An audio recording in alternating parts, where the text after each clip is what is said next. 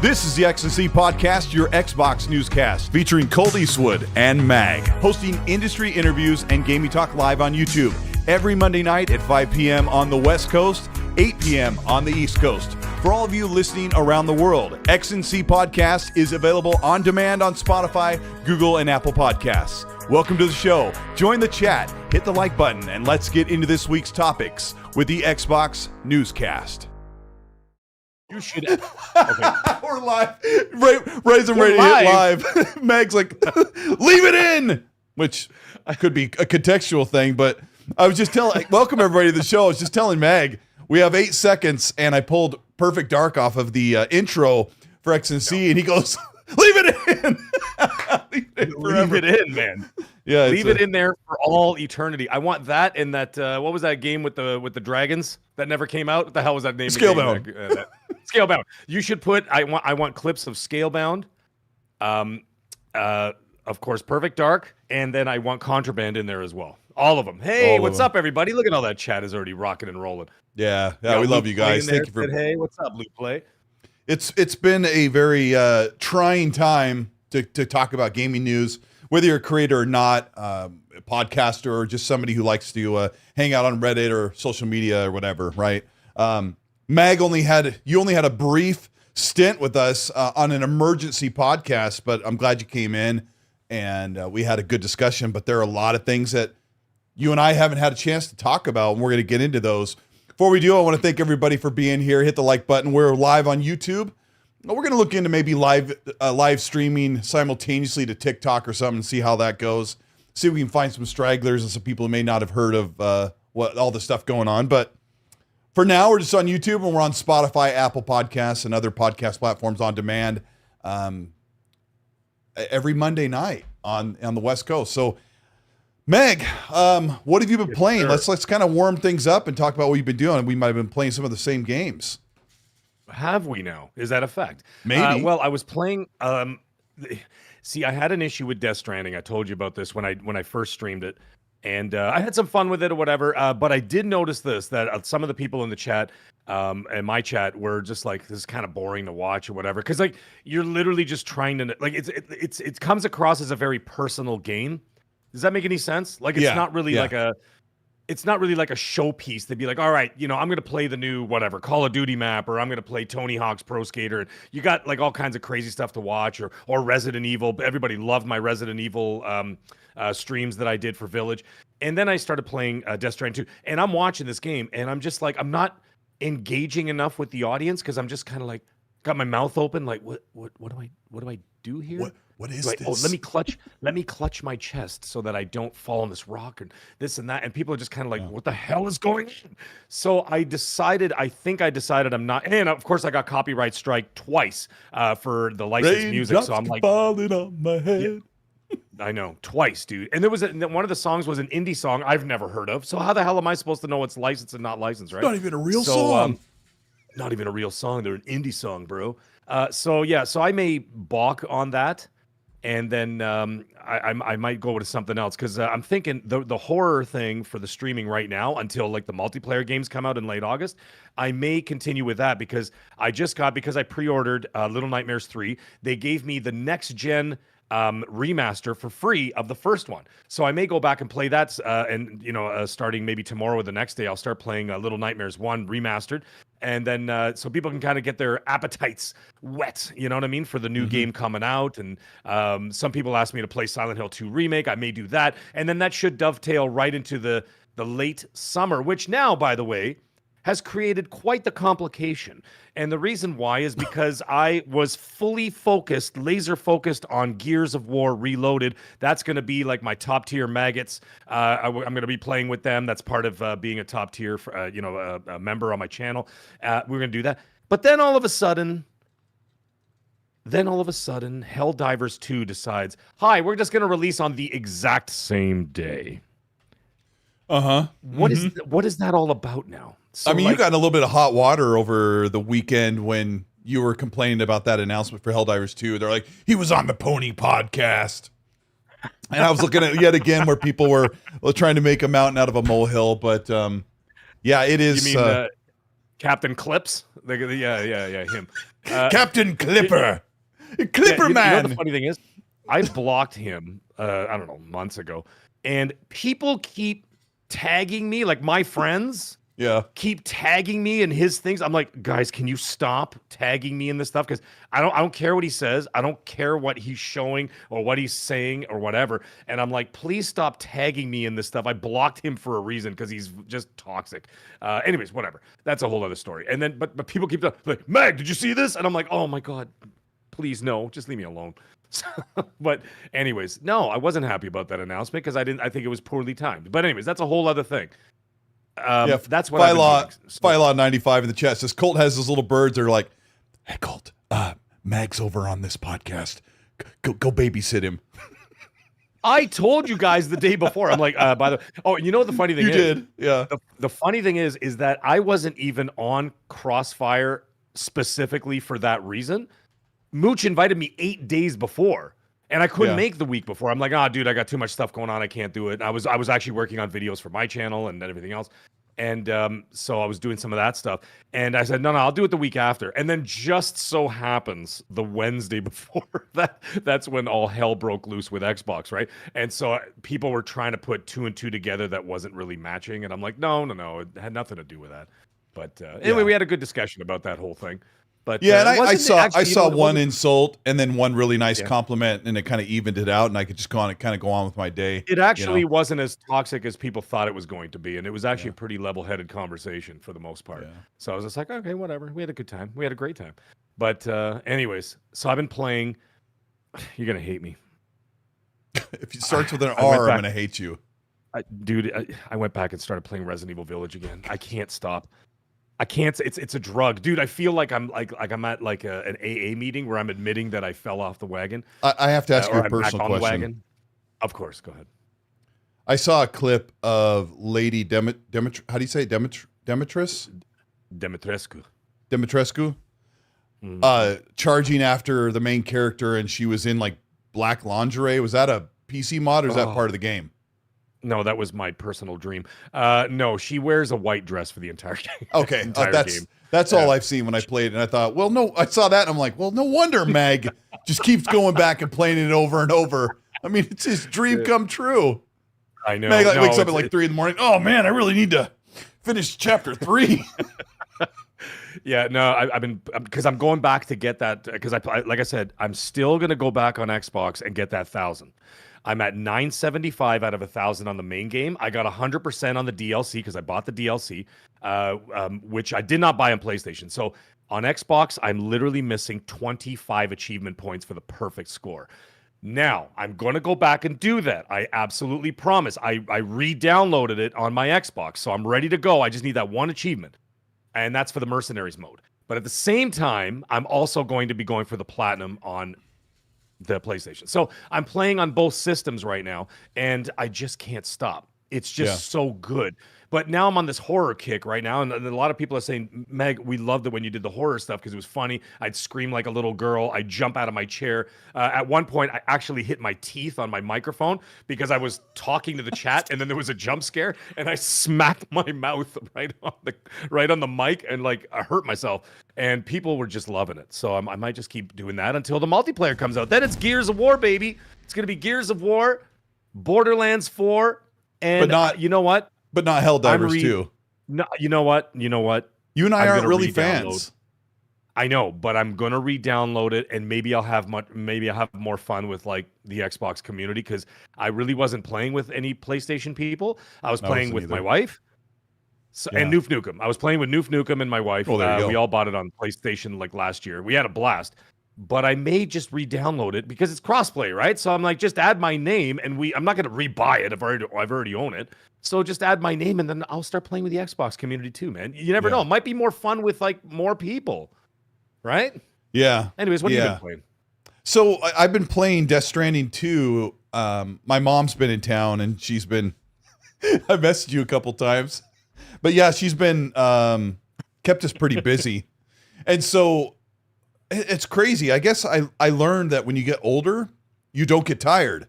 And my mom is like up at 6 a.m, and by midnight, I'm like, Mom, you should go to bed so that we don't have to sit here and talk for the rest of our lives.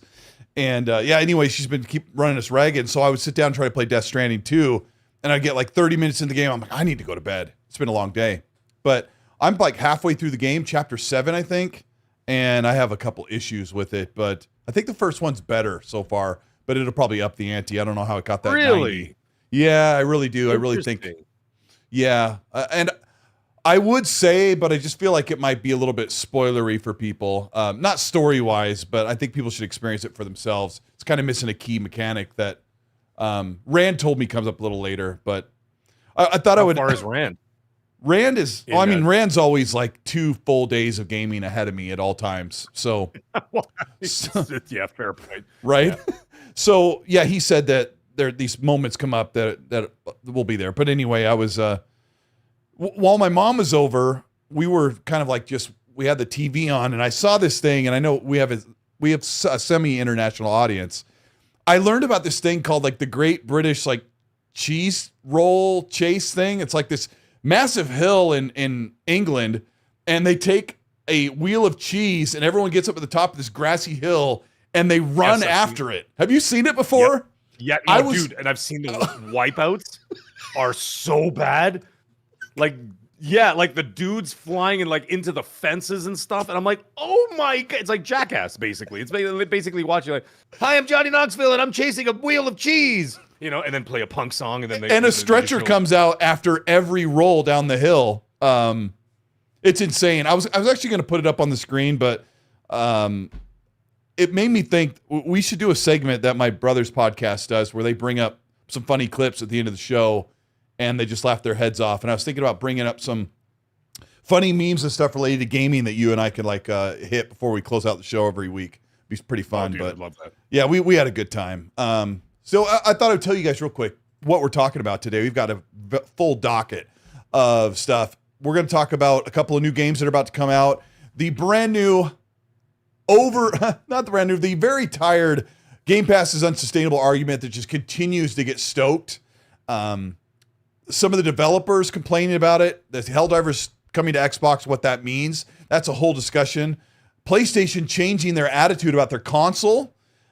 Meg's going to break into some leaks that come to PlayStation that are coming out. There's a whole thing there. We're going to talk about the Xbox layoffs and some of the canceled games and the leadership of Xbox and where all that sits. It's a very full docket of stuff to talk about. We appreciate you guys for being here. Kung Fu Hot Dog, who's been a member for 31 months, says, hey, Colt Mag, rest in peace, supports some motorsport. Horizon might be next, according to the sources. Absolutely not. I love Forza Motorsport, and Microsoft doesn't care. Forza Horizon, there's no way that's going anywhere. We'll get into that a little bit when we talk about Turn 10. New Soul, thank you for the 5, says, this might be a hot take, but Outriders is an upgrade gameplay version from Gears of War. I didn't like Outriders very much at all, but he says it's an upgrade from Gears of War. I thought it was not an upgrade. Really sloppy for me, but it wasn't an upgrade, but I found it addictive for whatever reason. I just couldn't stop playing it. And when it came on Game Pass, whatever, 3 years ago, whatever it was, I actually got the full 1,000 out of 1,000 on it. I couldn't stop playing it. And it was just like, I had the dude that did like the magic summon where all that stuff came out of the ground. Like, yeah, the fire one. That's what I had. Yeah, like a fire thing. It was like a sonic wave. I love that dude. Sonic boom. And sonic boom. It was awesome. Percolator, knock it off. I thought it was I had so much fun with that game, but it does not have the gravitas, the story, and the impact that Gears of War campaigns do. I am not a fan of Gears of War multiplayer. However, for the amusement of everybody on YouTube, I will be playing Gears of War multiplayer almost every single night, so you can watch what it's like to see mediocrity in 60 FPS. So, yeah, well, you get to be wall slammed by shotgunners and stuff. Yeah. Oh, dude, but I'm so bad at it. But the Outriders gameplay loop was so much fun. But can I address something in chat real quick? Yes. A lot of people are asking me to collaborate with That Blue Number on something, and I'm like, listen. What you guys don't know is that Blue Number and I are working on something right now, and we are going to be doing a little bit of a special thing. We're going to do a little special presentation of online streaming. It'll be fun. It was her idea, and it was a great idea. And I'm not going to say anything about it. I'm not going to spoil it just yet. So, yeah. Yeah, so that blue number and I are going to do something fun. It'll be well, when she's ready to talk about it, she'll talk about it. It's going to be hilarious. Yeah, go support that blue number as well. She put out a video on the day, yes. the day of the layoffs about Mike Ibarra. Well, kind of about Mike Ibarra and Laura Fryer, which landed perfect timing with the layoffs. So go check her out and watch that video. Let's see. We got Andy Hart says, Mag, you looking forward to Silent Hill F? Good morning. Yes, Colt Mag. Andy says.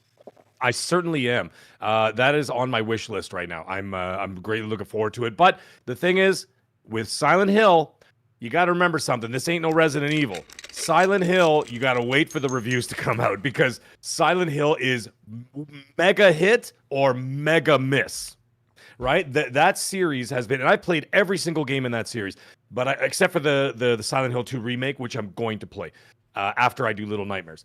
But what I notice is that from every game, the scores vary so much. Where all of a sudden it's like 1 and 2 were awesome, and then 3 was just fell off a cliff. 4 was terrible, or I think it was Silent Hill 4: The Room. I enjoyed it, but a lot of people didn't. And then it got up again, and then down again. Like it's just so inconsistent that I have to wait for reviews for them because I honestly, to be quite honest, I don't trust them. But I am looking forward to it greatly. Yeah, I mean, it looks really strange to me. I don't know about Silent Hill. I haven't played. Every time I see it, I'm like, not really my thing, but everybody's really excited about that for sure. The bloody nurses with the tight outfits is pretty cool. Like, you know, okay, I mean, that's a thing. That's a thing, you know. Yeah. I'm not so much nurses as I am, baseball players. But anyway, Rune says with the Canadian $2 says Happy Monday, Pookies. Oh, that's lovely. That is lovely. All right, let's. I've got a warm-up topic that I couldn't wait to talk to you about, and if you haven't, I might have you do it. But did you watch the 9-minute gameplay exclusive from IGN for Mafia: The Old Country today? Exclusive. World premiere. I watched a bit. World premiere. You only need to watch like the second half is like the gameplay. So like, if you watch like the last 4 minutes, did you watch enough of that to see like the gunplay? No. I did. But the thing is, here's the thing, and this is something that actually Rand has talked about a lot, which I 100% agree with him. Is that Septic Sauce? What are you doing here? He says Game Pass is unsustainable again. Chris Dring is Jim Ryan's son, and Colt is a pony. These are all true statements. All true statements, especially the Colt one. That's deflection away from me. Finally, Jesus. The thing is, Rand says I don't want to watch too many trailers, especially like I don't like. First of all, he doesn't like CGI trailers because that's not what you're going to be playing, and then he doesn't want to watch too much of the actual game because you kind of want to just play the game. It's like when they had 9,000 trailers for the new Superman movie, the new James Gunn one, and I'm like, can you guys knock it off? Between all the clips, you showed half the movie. Mm-hmm. Like, I want to go see the movie. However, this shows confidence in the product. This shows confidence in the product that they're showing it this far in advance, saying, hey, here's some actual gameplay. This is what we're doing. This is what the game is all about. And I really, really liked it. I'm telling you, the game is going to be hot, man. I mean, I'm a Mafia fan to begin with. I loved Mafia 3. I know you did as well. I loved them all. I didn't want to go too deep into it because, again, it just spoils it. You know what I'm saying? Like it just shows too much. Like, to me, I'm like, okay, I get the gist of it. I just want to buy it. I don't need to see it. I'm saying, like, I don't mind seeing a bit of it. Like, I don't mind seeing like a couple of minutes or whatever. And like, what I do like about it is the tone, the colors. I know this sounds crazy. The color scheme and the lighting of the game is very reminiscent of Godfather Part 1 and 2. On like purpose. the style. Yeah, like the style, the way that Francis Ford Coppola shot those two movies. Not the third one. The third one he shot just a little bit different, but the first two had a very specific style to it and a lighting system and everything else that he made it look very vintage, yet not modern, but like it looked like it came out yesterday. Even when you watch it now, it still looks like it came out yesterday, but it has this vintage feel about it, with the deep woods colors and stuff like that, and the matte colors and all that, and the Mafia gameplay is very similar. And I noticed that, and I'm like, this looks like a prequel to The Godfather, basically. So the gameplay really looked very dated. Some complaints were, but it's also the gameplay in the date or era that I like. So I'm okay with that. He threw a grenade at the feet of somebody, and I was like, I don't care. Like most people are like, oh, let me look at this. Oh, I totally like them. I was like, oh, that could have been better, but I don't know. I'm kind of like, Mafia is going to be a $60 game or whatever it is, and I've seen you and I've seen enough. I think I'm looking forward to it, so I just want to play it. Yeah, so the driving looked good. The driving looked actually like he's hauling in that car, like ripping and drifting around the corner. But in real life, I thought it was like he's driving Cruella de Vil's car. I thought it was Forza Horizon 6 going. I'm like, what is this? And like you see like the drifting going on and stuff, but it actually looked pretty decent. But the one like complaint about the Mafia series, right, he gets dropped from an airplane. The thing is that I didn't. What I liked about it is that the other Mafia games, one of the biggest complaints is the driving. Right. And I know they improved it with Mafia, the Definitive Edition, the first one, and they really improved that because a lot of people are like, the driving in this game is horrendous. It makes you not want to get into a car and go from A to B. And like that's pretty awful when you're dealing with an open world game where you need a vehicle to get from A to B. You're not going to walk across the whole map to go to a mission. Right. So at least they fixed that with Mafia Definitive Edition. And here it looks a lot tighter. Right. Yeah. The other thing about the gameplay that I did see, a lot of it takes place at night. So I'm like, holy crap, do I need like night vision goggles for this game? It's like everything I saw was basically taking place at night. It was a very light nighttime. Like it looked like it was 7 in the afternoon or in the evening. We need to talk about IGN's abysmal bit rate. Their quality of their video uploads are atrocious. And I would love the opportunity to walk into the IGN offices and just grab every person that uploads their stuff by the shirt and go higher than 5 megabits. And people are like, what are you talking about? No, IGN can't afford it. Let me give they you, don't make enough money. I'll give you, this will be your meter. Okay, this is the meter. The 20 some or 50, 40 plus megabits is about as high as you can put your quality of your video, because that's kind of capped out where YouTube is. And this is compression. So like when the car was driving, everything looks blurry. Everything looks like you can't see any textures because the compression is so bad. And the only reason why I'm bringing this up is IGN is one of the biggest gaming YouTube channels on the planet, the biggest gaming journalist site. And they have exclusive content constantly, and they upload at the bare minimum bit rate. And if I was a developer, I would be so pissed off. I'm like, here's 9 minutes of gameplay at 4K with 30 FPS cutscenes and 60 gameplay.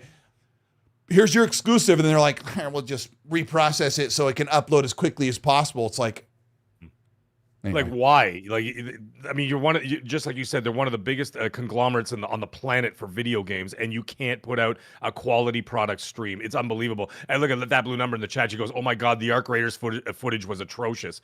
Exactly the same thing. Yeah, you know what I mean? I know like, people notice, and I've been putting out top of the line quality uploads on my channel for 8 years. Every single video is 50 megabits, which is over the maximum. So some of it is just a throwaway. I've been doing that since April or March of 2017. And even way back then, I'm like, people would say, why do your videos look so much nicer than some of these other like GameSpot and IGN? I'm like, I don't know. They're stupid. I don't know why they're doing that. It's a simple thing. I don't know. It's funny. It's pointless to go on about it, I guess. How well do you remember the footage of the of that 9 minute like gameplay trailer? Do you remember the ending where you open the door and there's a guy standing there? Well, I mean, I watched it like 5 or 6 hours ago, but okay, I don't remember this part. Exactly like Pee Wee Herman. And the old man, yeah. He's wearing the red bow tie. And he's got the same hair, and it's like kind of greased down and whatever else. And then he opens the door, and the guy's like, oh, and I'm like, he's assassinating Pee Wee Herman? Like, what is going on here? I couldn't stop laughing. I couldn't take it seriously after. Well, I'm going to it right now. If I was a right better host, I would have. Yeah, he does. He looks like a very old Pee Wee Herman. He look like an old Pee Wee Herman? I couldn't stop laughing. Anyways, it's a must buy for me. There's no way I could get around it. The price is right.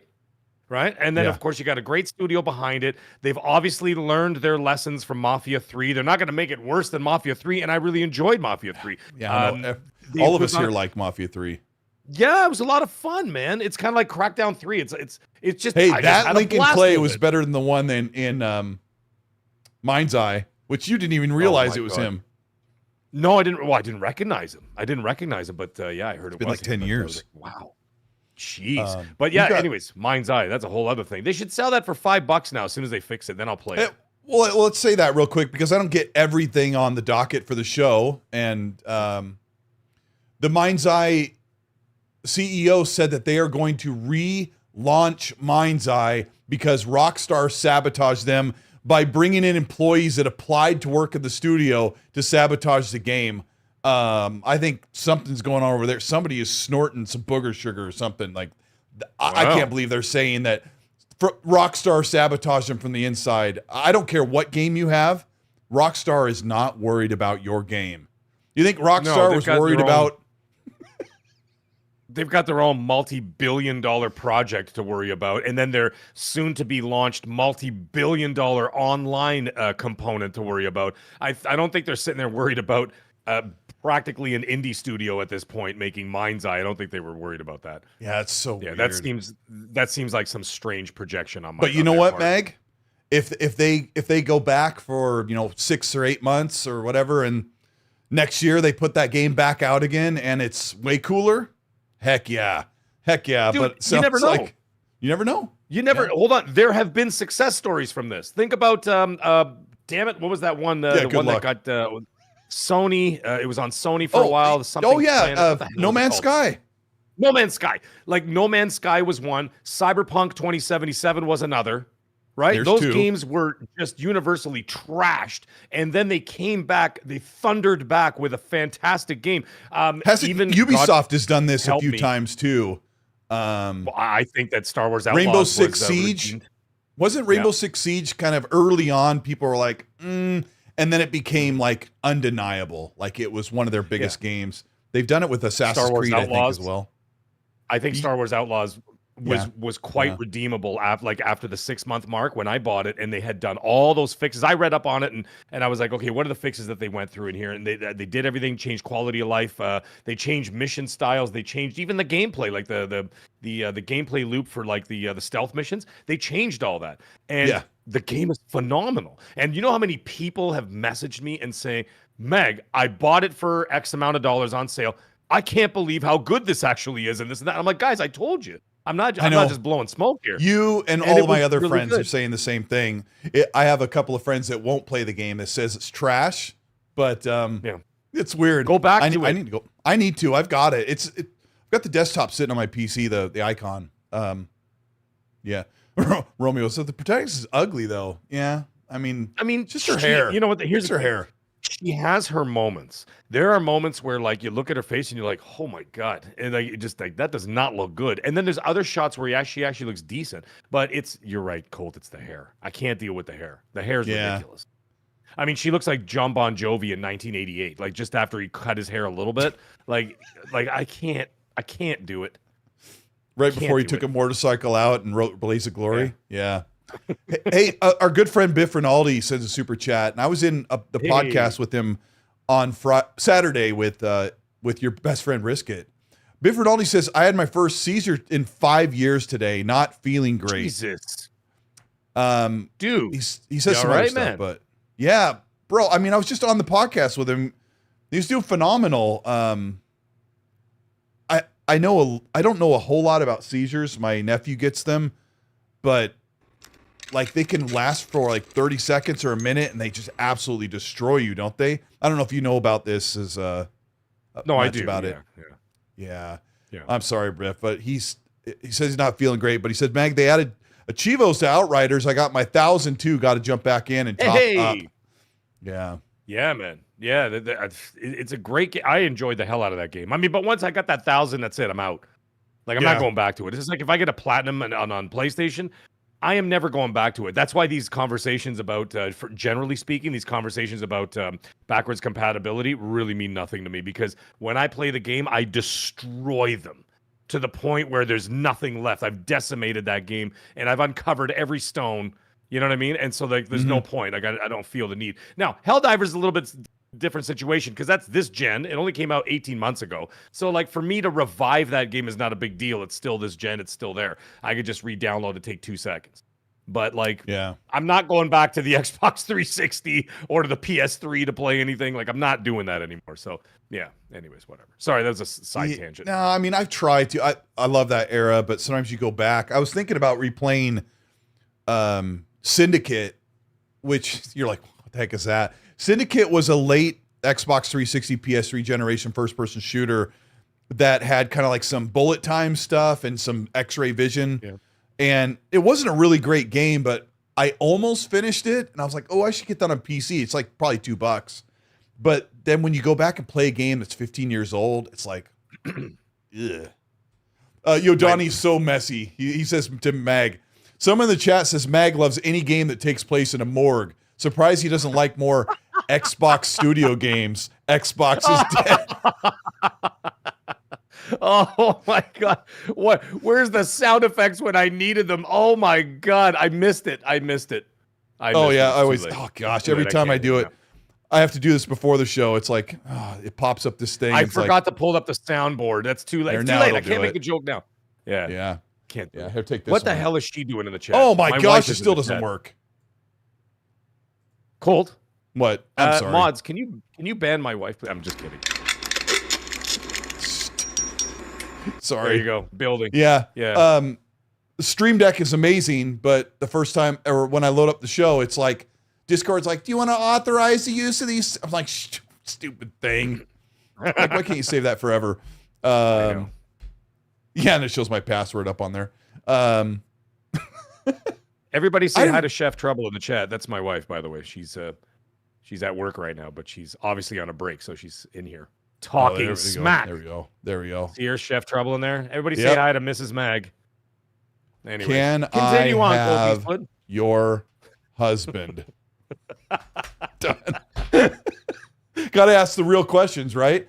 Well, okay, so we warmed up talking about Mafia The Old Country. Let's start with the thing everybody's talking about right now. Game Pass is unsustainable. This has been the question. It is really a topic of discussion that people need to have the answer to. They need to know if Game Pass is going to die. They need to know if Game Pass is going to go away, or if it's going to be ruined. Or they need to know if Xbox is actually making money, or if it's sustainable to go on. A lot of this really comes up because earlier in the week, a developer that used to work for Arcane Studios, which, was postured by the games media as former Arcane developer for Xbox Game Studios, says Xbox Game Pass is unsustainable, is destroying the industry. Instead of saying the developer behind Weird West, a very small game that I really like that launched day and date on Game Pass, is having complaints with Game Pass and doesn't think it's sustainable for the industry, when lots of people are signing up for it. The other part, before I unleash it on our discussion, is that Christopher Dring reported that he asked directly to Xbox if they include their first-party budget in the sustainability and profitability and revenue for Game Pass, and Xbox told them, we don't factor in the budget of our first-party studios. That's just part of the business. And he and everyone else has weaponized this discussion, but there's a lot to be had. Meg, what are your thoughts on this undying question? That's a you know what? It's been a week where I've watched. I didn't really engage too much with the online sort of stuff that was going on, all the Twitter stuff and all the fighting and all the whatever. But I did notice something, and it was interesting to see a lot of the media and of course a lot of studio heads and a lot of industry executives were jumping in on this and saying, yeah, it's not sustainable, this and that. Now, I can't argue one way or the other. The only reason why is because I don't understand how their system works. Now, when I heard that whole situation about the first party situation, they're saying, well, we don't put the budgets of our first party in there, whatever. Well, there's two answers to that. One is that they've done that on purpose to make their numbers look better and then not put that in there, or creative accounting means that they actually have it. It's so hard to explain. I'm trying to explain. Go ahead. It's in my head. it's in my head, and I understand like the mechanics behind it. They could possibly be offshooting those costs elsewhere in order to, you know what I mean? Like to diversify where the money is going. You know what I mean? So they say, okay, well, this remains profitable here. This pays for that. That pays for this. It's just like, okay, let me give an example that makes a little more sense. Like I said before with Hollywood, right? When it comes to Hollywood, you can have, let's say, Disney, for example. They make a Marvel movie, well, not recently, but like a good Marvel movie, like, for example, Deadpool and Wolverine makes $2 billion in the box office. That $2 billion does not go to the budget of Deadpool and Wolverine. What that $2 billion does is pays for losses or supplies money towards indie films and that kind of thing, right? So they take that, they take that money away, they diversify it elsewhere, and it funnels into different areas. And by doing that, it shows that the movie is profitable, but the profit doesn't stay there. The profit goes elsewhere. Some people might say I'm just gaslighting. I'm not. I'm just telling you what I know from the Hollywood side of things. And that's how they do it, right? Sony does it a lot too with Sony Pictures and Sony Animation. Sony Animation makes a ton of money. Well, then they take that independent movie and then that costs them $5 million, or a horror film for $10 million. They take the profits from like Miles Morales and they spread it out here, here, here, here, and here. And it goes there and it pays for those other projects. As for how Game Pass works, I don't know what the hell they're doing. So they could be, like I said, they could be one of two things: doing what I just said, by diversifying where all the money is going and funneling it elsewhere, and saying, okay, well, we take this loss here. Coalition cost $200 million to make Gears E-Day. Well, we're going to take the profit from this and pay for that, and then that's going to go into Game Pass and make Game Pass look better, right? Because then all of a sudden those costs don't get associated with the profits that are made on the monthly subscriptions to Game Pass. Does that make a little more sense? Yeah, I'm so sorry, Chad. I'm really trying to, like, it's like Mozart. Like, you know when Mozart has like a symphony in his head and he's trying to write it down, he can't write it down? I'm trying to figure out. You're actually proving the point behind the ridiculousness of the singularity question that is Game Pass sustainable? I've told people forever that Game Pass is not an island. The console sales are not an island. Exclusives are not an island. And to say, is Game Pass profitable or sustainable? Really what they're saying when they say, is Game Pass sustainable? They're saying, is Game Pass can they keep this great thing forever? Because this is going to sound kind of fanboy and kind of conspiracy theory, but I feel like the media is like, I want to be right, because how could something so great be done by Microsoft who can't do anything right? So we're just waiting for the other shoe to fall. I don't think that the media wants Xbox to fail or for Game Pass to have to fall apart because they don't believe that Xbox is good enough, but they just expect it. And by all rights, Xbox made many mistakes. Before I go off on a tangent that leads me to where I can't keep my thoughts straight, but my point being that you say it perfectly. You're trying to explain everything and your mind goes in all these different branches because that's what it is. Game Pass is one of the branches. They say, oh, well, we don't factor our first party budget into Game Pass when we look at how much Game Pass is going to make us, because who was it in the chat? BT Maverick, I think, said Game Pass has grown up to 35 million. He says, do the math, laugh out loud. Millions of subs, all paying $15 or higher. Let's just say they're paying 12%. 85% of them are Ultimate. That's a guess, BT's saying. They're nearing $5 billion a year. I would correct that and say they have reported $4 billion per year in revenue. So I don't know what it costs them for their own studios to function. We don't know that number. And like Mag said, we don't know what deals they're offering. We don't know what considerations their own studios get when their games are included in Game Pass by contraction. So to be a games journalist and say, is Game Pass sustainable? You're asking the stupidest one wrong question that doesn't make sense in its and by itself to say, is Game Pass sustainable? I will tell you this.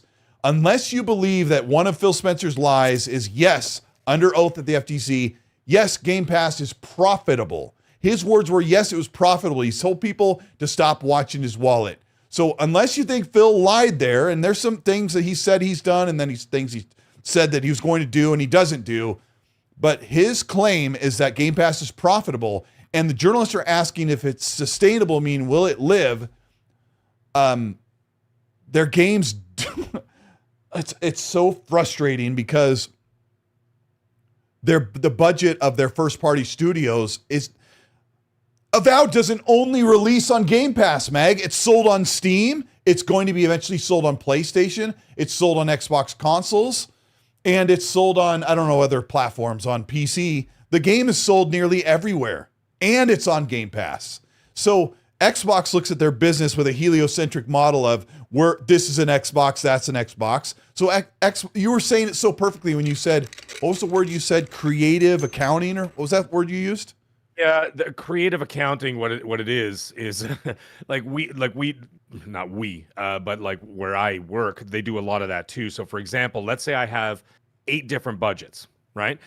You have like a culinary budget, then there's a marketing budget, and this budget and that budget. And then what happens is like, okay, the culinary budget is going to be over by $1,000 this month or whatever, but marketing is under by $2,000. So what they'll do is that what ends up happening is they'll take some of that money out of that culinary and move it over to marketing, balance it out, and say, okay, well, that event that cost $500, we did 2 events for $500 each.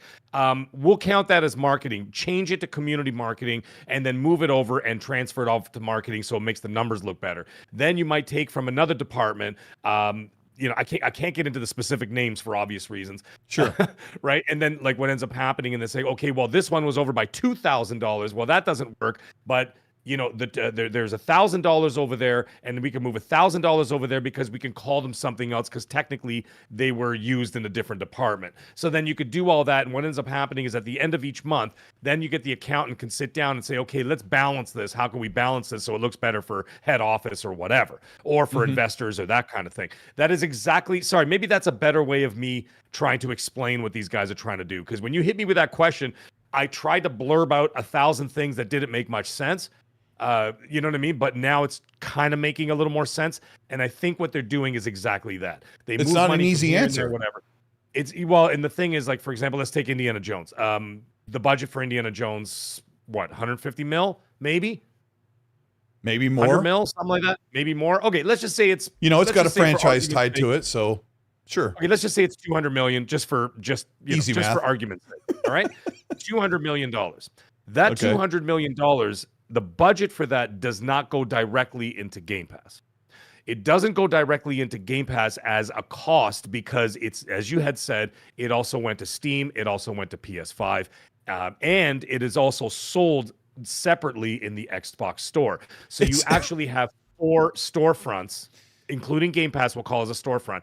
There are 4 avenues where that game goes. So do they split up that 200 million and put 50 million into each department? Clearly not, because the Game Pass numbers are not where they wanted them to be. So what they've done is take that money away from Game Pass, the budget away from there, and they keep it out of Game Pass. Otherwise, they'd be showing red all the time. So what they do is, in that case, then they'll put 75 million here, 75 million over there, and 50 million into the Xbox store. Right? And so they'll spread out the budgets that way, and then keep all the budgets away from Game Pass because the numbers are only at like 20 something, 25 mil, let's say 30 mil. And that what they really wanted was closer to 44 to 50 million by now. Actually, I think it was closer to 60 million is what they had originally projected for this time. So they see that number and they're like, well, let's keep that number out of there. So that's exactly what they did. So by doing that, it's keeping them in the black, not in the red, on the Game Pass side of things. They could come out and say it's sustainable and it's making money and this and that. Technically, they're not lying, right? They're not lying. They're actually saying it's the truth. But they're moving the money elsewhere. You actually directed me into a much simpler and easier answer to Chris String's question. The Xbox first-party budget is factored into the Xbox first-party budget, like it always has, because the Xbox first-party budget it could be contingent or affected by it, but Xbox has been making first-party games since the beginning of time, since the beginning of the hey, let's put these and make this Game Pass service. So of course Xbox would have to think about how that affects the sale of the games. And what we don't know We do know that Phil Spencer said in 2019, probably 2020 actually it was, before the consoles launched, he said that we have considerations and different deals that are custom to each developer when we, get games into Game Pass from them. Okay. So for their own first party studios, let's right now, if you're looking live, Clockwork Revolution is playing on the screen. inXile's like, hey, we're going to be in Game Pass because we have to, because we're home and this is what we do. There's, I don't know. There's a million or two sales that we might not get because of people in Game Pass. Like, how does that work for us since we're new to the Xbox ecosystem? And Matt Booty or whoever, or Craig Duncan says, oh, yeah, well, we will be striking a deal with you contingent on the game and expectations. And if you reach a certain amount of players or we see an uptick of Game Pass subscriptions that are directly to the month that your game comes out, and I'm just spitballing, that we give you some sort of bonus of money or you get an extra consideration. Now, it's okay for me to say that because I'm not saying a number, but maybe Xbox says if your game does really well and there's an uptick, we will give you this certain amount of money extra that kind of helps make up for a couple million sales lost because you're on Game Pass. Now, that's what you should be caring about more is it sustainable for first-party developers? Are they getting their due? But I was also explained by someone talking to people at Xbox that they're already funded. They're inside the ecosystem. And Exile exists because they're with Xbox and they're going to be in Game Pass. So maybe that means that instead of an $80 million budget, they got a $100 million budget or whatever it is. I think the question's kind of ridiculous and just nobody's going back to Phil saying Game Pass is profitable. Is it sustainable, Mag? Like, how many years do you think Xbox can continue to have 30 plus studios while they keep subscribers trying to grow? Well, that's the thing. What they're doing when they're calling the herd, they're calling the herd in order to move. Now, I just like to point out, first of all, I don't trust Microsoft. So what they say either, to me, I take with a grain of salt about the size of my head. So I don't believe any of their numbers. I am certainly not a shill for them, and I have been very vocal on my channel and on social media how I feel about corporations in general. I just did a video about the dangers of AI and what these corporations are doing. And I absolutely am adamant that they're not only going to be taking most of your jobs, but they're also going to do it with impunity and very little care. But either way, it is sustainable enough for them because they will make it sustainable.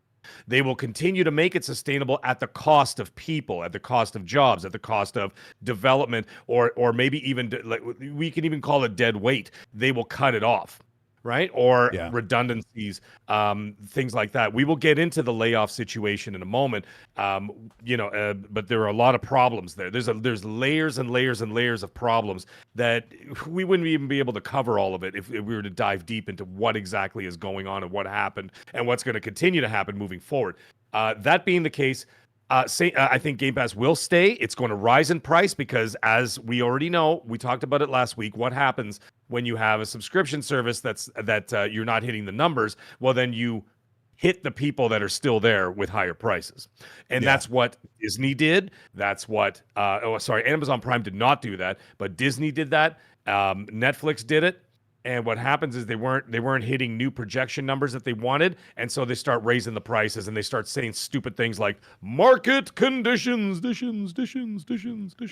right? And so, like, they're completely full of crap. All it is that they're saying, okay, well, if Xbox has 34 million people in there, right? Well, we expected 44. Well, how do we make up that difference for the investors? Charge an extra $5. And then slowly but surely you're going to make up that difference in financially, and that's what they're going to continue to do. So if you're going to stay there, if you're going to stay in Game Pass, be prepared to pay more. But hey, that's entirely up to you. As a consumer, you have every right to stack for 5 years, or subscribe and unsubscribe at will, however you feel is comfortable for you. Or just wait for the month that you want to subscribe, or just buy the games outright. Sure. Or buy the games. You have the options as a consumer. No one's forcing you into a lane.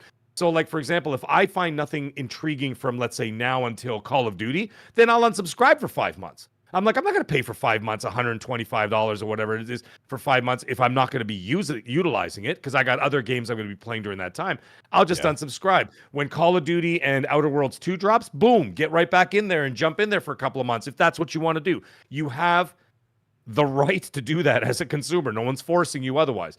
But they will keep Game Pass alive for the simple reason as it is an avenue to get you to the store. And like I said this a million times, that's all they want. These companies want to get you to the store to buy more product, to buy more microtransactions, DLCs, whatever, skins for Fortnite, this and that, for Marvel Rivals, anything else. And they take a cut of that money. And for them, that's easy money. And the best way to do that is to get you in the ecosystem because now you're in the store. And Game Pass will get you and direct you to the store if you want to get something else. Have you seen that? Like, you can even download a Game Pass game and you see like a DLC or something, and you're like, ooh, I kind of want to continue that adventure. So you click on it. Where does it take you, Colteastwood? Where does it take you? To the store. Yeah. And I'm saying, like, if you see the DLC and you're like, oh, I really enjoyed that game on Game Pass, or I want to buy a skin, or I want to buy Pegasus for, like, you know, Assassin's Creed Odyssey or whatever, you click on the thing to do that. It takes you out of Game Pass and directs you where? Right to the Microsoft Store. That's exactly where they want you. So so they will keep Game Pass there for that alone. Yeah, people don't understand that Game Pass is profitable. Okay, if you believe that, and Phil said it, so take that how you will. $4 billion a year. If you're paying it, I don't know why the game's journalists like this are not paying attention. But if you are paying attention, Game Pass is making $4 billion a year. Xbox cannot continue if they get rid of Game Pass and the console. People don't realize that because they think cratering console sales. They have a slow uptick of console sales. If they ditch their console user base next generation, they won't make it. So that's why they're going to make a console. I talked to someone today that told me Xbox will absolutely make their next generation console, but this is really interesting, Meg. They will service the Western Hemisphere with the Xbox first-party console, but their OEM console made by other people will also be sold simultaneously, but will actually be will be moving over in Europe and other countries that are not North America and South America. And that's what this guy was saying he thinks is going to happen. He thinks that OEM console is going to come not long after, and it will actually do decent over on the other side of the planet.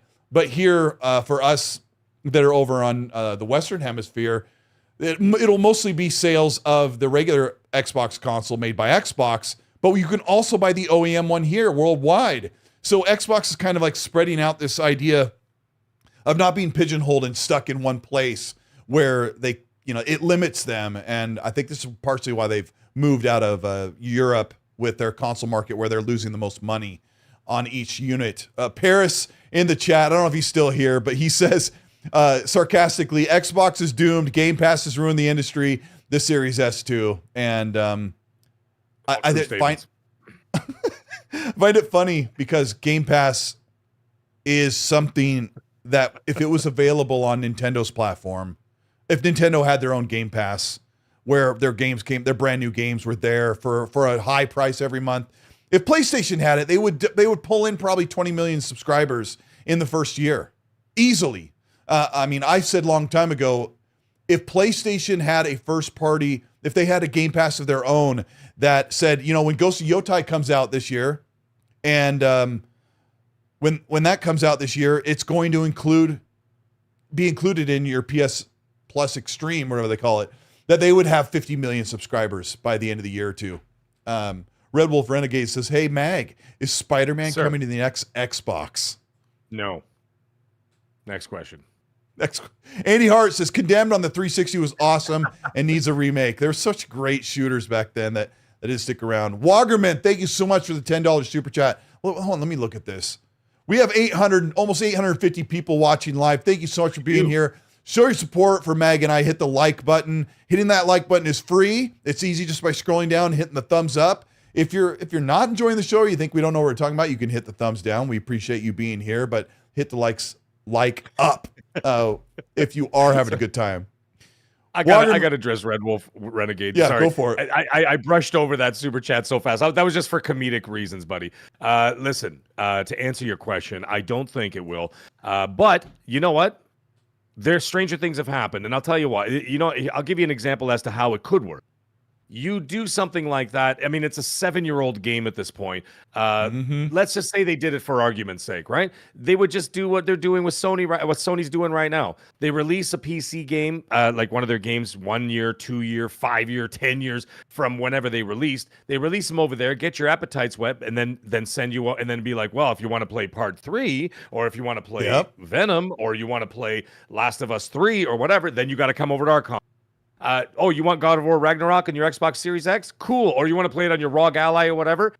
Excellent. Enjoy having it on your ROG Ally X, whatever the hell it's called. And then you can play Ragnarok there. But if you want to play God of War Egypt, well, then you got to buy a PSX.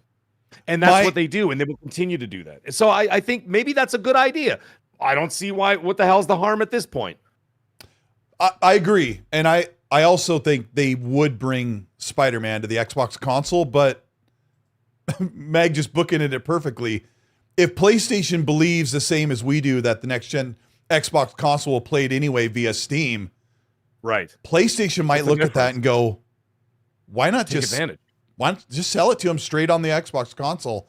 It's the same amount of money we make, and Xbox is they have no fear for Xbox anymore at that point." No, they don't. And so the thing is, if you look at that situation, all those games that I just mentioned are all on PS Plus. So they've exhausted their sales on the PS4. They've exhausted those sales of those games on the PS5. And the subs. Now they're on the PS Plus, right? So basically at that point, once it hits PlayStation Plus, who cares if you want? I mean, I'm not saying they will. I've seen people make like thumbnails with like the Xbox logo and like Ellie standing next to it. I'm like, guys, let's relax. But it just in case, like let's just say for argument's sake, they did do that. It's no different than the model that they're doing right now for PC. And just like you mentioned, seeing that these next gen Xbox businesses may have all this Steam integration and all this jazz outside of the ROG Ally handheld. I'm saying like the actual consoles themselves. If they do that, how Sony would be powerless to stop them anyway. So be like, you know what, just give it to them, whatever. Like by that point, it's a couple of years from now. Literally, Spider-Man will be 10 years old.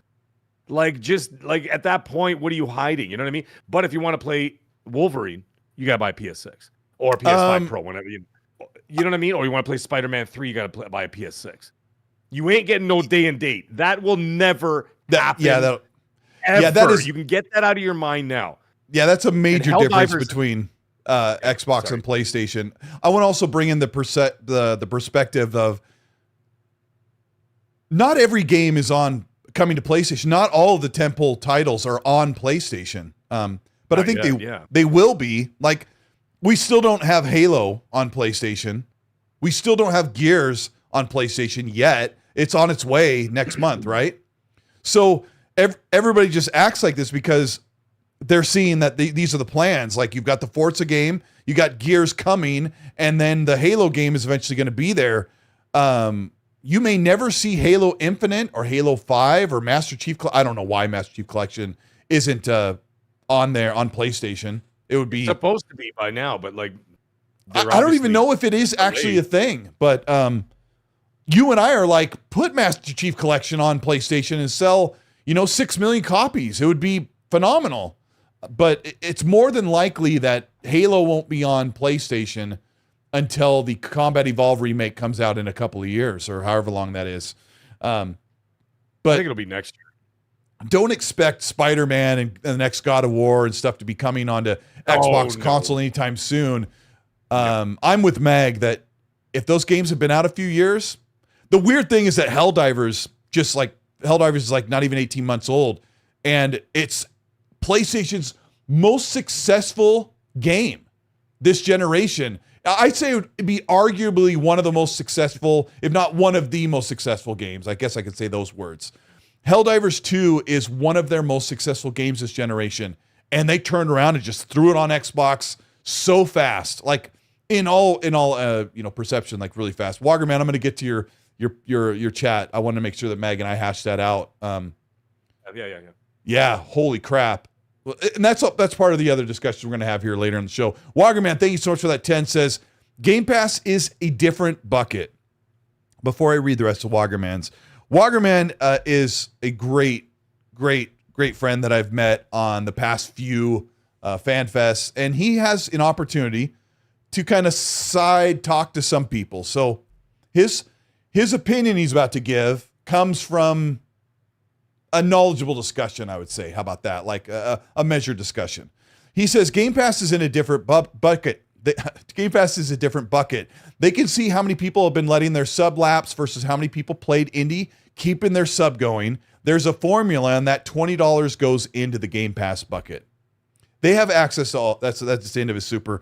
Xbox has access to all these different metrics that when you log on, when people are playing games, like it's easy to funnel in that information and see how many people were playing Indiana Jones that month, how many people versus how many people were subscribing new, and you kind of put two and two together.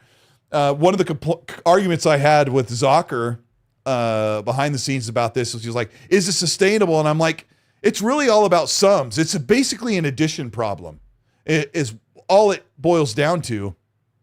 Is that you're making these games, you're selling them to Steam, you're selling them on PC, then one of the same. You're selling the game on PlayStation, you're selling it on Xbox console, you're getting Game Pass subscribers. The answer to the sustainability is just a basic arithmetic of a sum of how many copies did you sell, how many copies how many consoles did you sell, how many subscriptions were uplifted during that month, and there's your answer.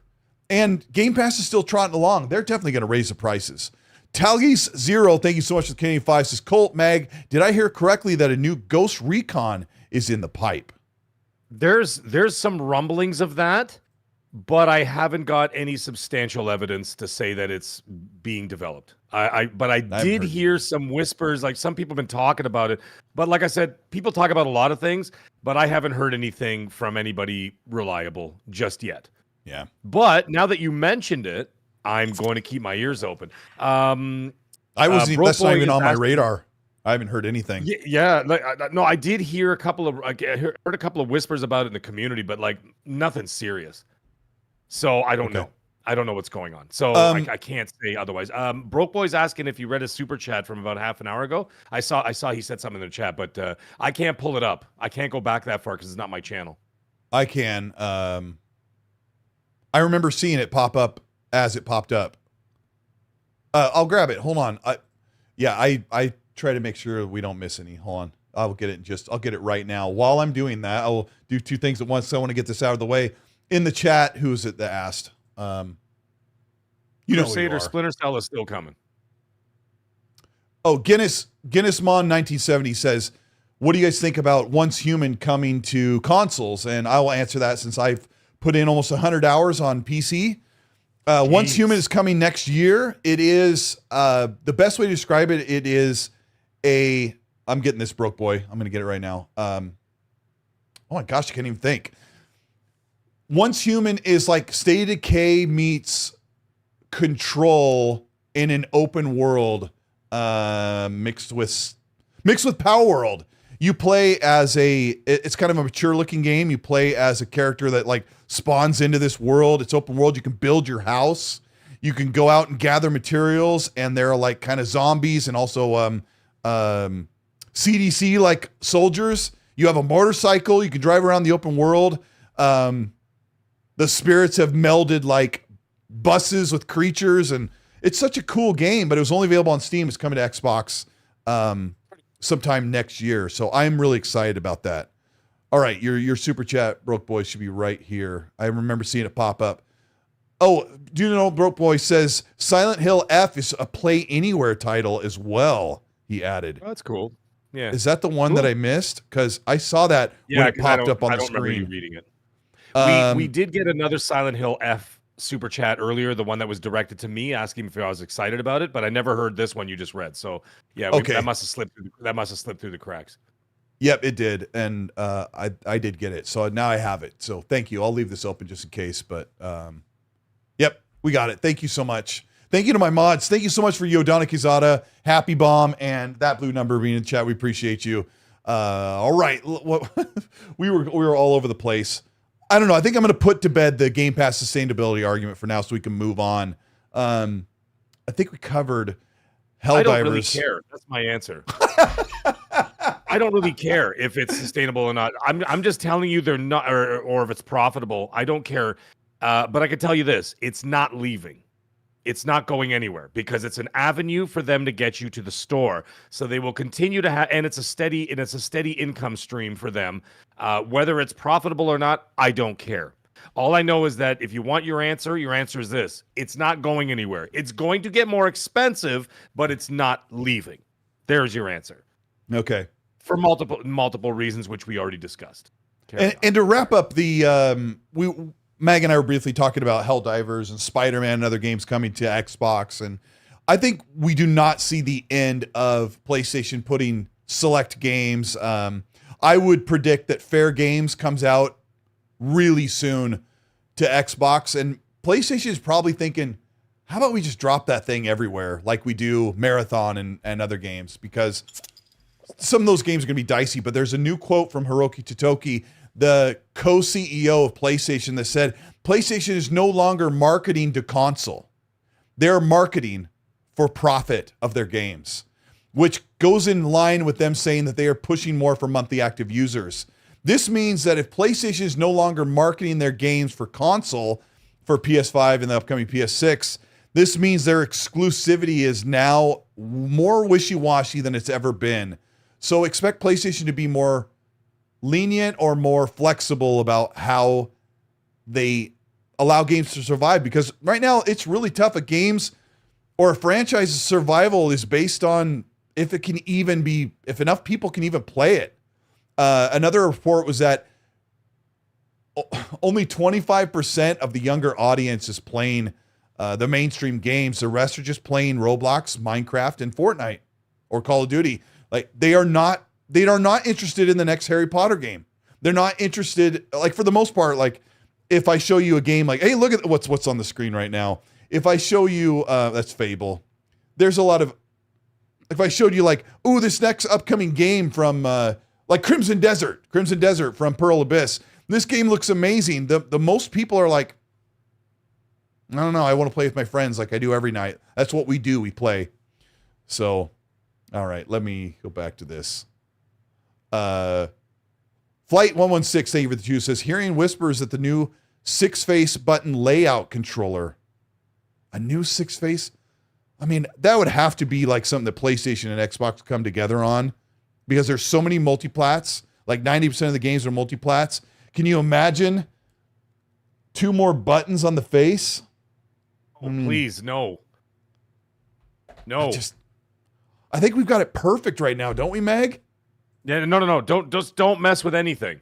Just leave everything alone. It's just fine. Like I don't need another GameCube controller coming out there with like a thumbstick in the center. Like that was ridiculous. I don't know who the hell came up with that. Yeah, that was the 64 controller. Yeah. Leave the Xbox awful. The way it is. Leave the PlayStation the way it is. They're perfectly fine. I'm happy with both. Just no. All right, Pony Master 420 Mag. This is your time to shine. You put out a great video a couple days ago that is really a lot of people are watching, and I saw a couple articles being written about you, and people are like kind of looking like this way at Mag, like Mag's got some possible leaks from Insomniac Studios, and what can you tell us, or what are you comfortable with talking about? What do you know? The funny thing is that some of those articles are written by the same people who wrote articles about me like 8 other times in the last 2 years. And they're like, well, we're not sure about this Mag, but he's saying, and I'm like, how many times do I have to be right? They literally take every single time. Every time. Like, it's ridiculous. And they're, and then anyways, but the funny thing is, because I changed my name on YouTube to the Mag Show, people are saying, they're calling insider. I'm like, I'm not an insider. I'm like literally watching their streams, and I type in the chat, I'm like, I'm not an insider. I said, but I'm here. Hi, everybody. You know what I mean? And they're like, the Mag Show. some people are actually not making the correlation that the Mag and the Mag Show are the same person. They think I'm some other guy completely. And so it's kind of funny that they're not making they're not making the connection that I'm actually the middle-aged game guy, the same guy. But because my YouTube channel is called The Mag Show, when I show up in chats and whatever else and all these other things, it shows up as The Mag Show. So some people actually think I'm someone different. So I got a good chuckle out of that. But anyways, what I wanted to talk about is some news I got from Insomniac, and their release cadence is a little bit different than what people were thinking. And I got wind of it, and then I asked again, and I double-checked my work, and lo and behold, seems to be true. So what's happening is that Insomniac is basically going to be the Marvel machine for quite a while here. They're going to be working on some other stuff. There are 3 games that they currently have in full production. I'm at liberty to talk about 2, but not the 3rd. I do know what the 3rd game is, but I'm not at liberty to talk about it. The other 2 I can. The other one, which is some people coming out and telling me about going, Meg, it's canceled. It is not canceled. The next game in 2026 is going to be Venom, not Wolverine. And Venom hasn't been canceled, huh? According to you. Yeah, according to your Venom information. Snow Dragon, Mag is two-faced. he put a laugh after that. Aren't we all? Aren't we all? No, because I'm the Mag and the Mag Show. So yeah, that's his two faces. So anyways, in all seriousness, so it seems that Venom is actually the next game, not Wolverine. Tails. And heads or tails. Batman. And looks like Wolverine is going to be coming out in 2027. 2027. So that's now there were some internal struggles with the game. They lost one of their studio leads. They had some issues with, of course, the massive leak happened. Now they also said that leak had nothing to do with moving the game further down the line, but they also were working on this Venom situation. So now, if anybody played Spider-Man 2, you would know that Venom was in the game. Obviously, he was in the marketing. That's a spoiler. And at one section, you actually play as Venom, and a lot of people really gravitated towards that. So the other thing is that the Venom game is going to be a standalone title, not a DLC. It's going to be very much like Miles Morales. However, it is going to be larger in scale and scope than Miles Morales, but smaller than Spider-Man 2. So it's going to be right in the middle of those two, a little sweet spot in the middle in terms of its size and magnitude of the game. So it's going to be bigger than Miles Morales, smaller than Spider-Man 2, but it'll be a standalone title.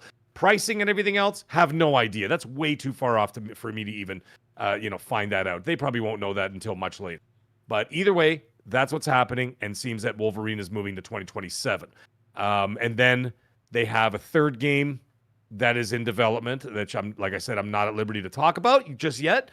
And then they're working on tech for another game, which may not hit till PS6, which I also know, and because I told you behind the scenes what that 4th game is. And they're working on some tech right now for that, most likely to hit next generation, not this 4th game. So yeah, what was the 4th game again?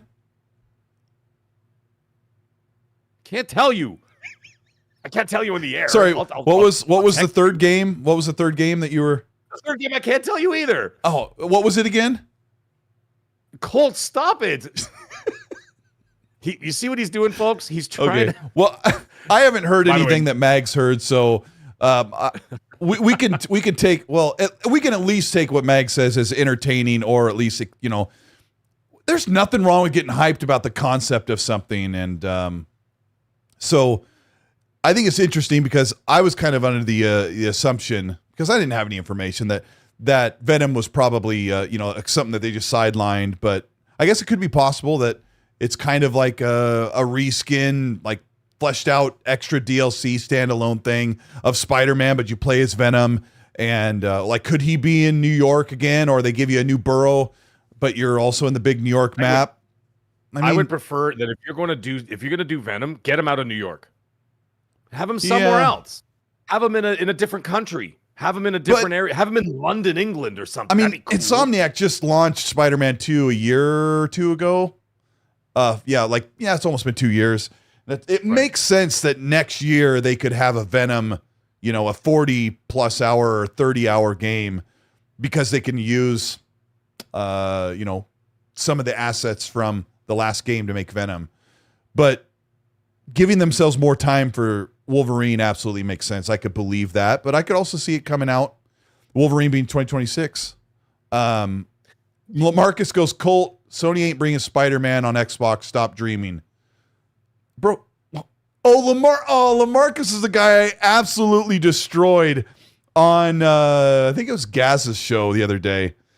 He said, this guy doesn't know anything. He says, would Last of Us Part 2 even run on Series S? And I'm like, did you eat paint chips as a kid? Death Stranding 1 runs at 1080p to 1440p, 60 FPS on the Series S. Last of Us Part 2 would absolutely run on Series S at high quality, 60 frames per second. People just don't understand. But sorry, Lamarcus, but Spider-Man could eventually go to Xbox, and it's not something that you'd have to keep dreaming about. They could totally do that. Do Meg and I think they're going to do it? Probably not. But we gave many reasons why Sony would just go, put that thing on there. Who cares? They were looking. Talked about the Steam thing, right? And if they put them on the Steam thing and you're able to access it on, like, let's say they do have that Xbox console that would be able to load up Steam, then by all means you would be able to. It's already there. Lamarcus, it's Spider-Man 1, Spider-Man 2, the upcoming Wolverine will already be playable on the Xbox console next generation. Unless you think Sarah Bond lied about the other storefronts. Like, this is the reality, and I think PlayStation doesn't give a crap anymore. Their quote, I'll say it again, is, we have stopped marketing for the console. We are marketing for the games. And when you're talking about the games, you have to put your games and serve them where they will do best. So, I am not waiting with a candle in the window for Spider-Man 1 and 2. I've already played them on PlayStation, and I didn't even buy them on PC because I don't need to play them again. Actually, you know what's interesting? If you want to play those games now, I mean, if you have the money for a ROG Ally Xbox X Series X XS and S, whatever it's called, if you don't have the money for that, here's an interesting option which a lot of people don't know about. If you buy the PlayStation Portal, which by the way is a bigger screen than the ROG Ally, just so everybody's made aware of that, you can actually just buy that and subscribe to PlayStation Plus. And you can actually access all those games on there via the cloud. Yep. So you can actually buy $150. You can buy it for cheap now, $199, $150, whatever the hell it is, for a PlayStation Portal. Subscribe to PS Plus, and you can play all the Sony first-party games for under $200. Dang. So it's just an option out there. Yeah, it's pretty. Like, a lot of people didn't know that the PS Portal works on cloud now. It's no longer just a tether. Whatever handheld. It's an amazing handheld. It's freaking dirt cheap too.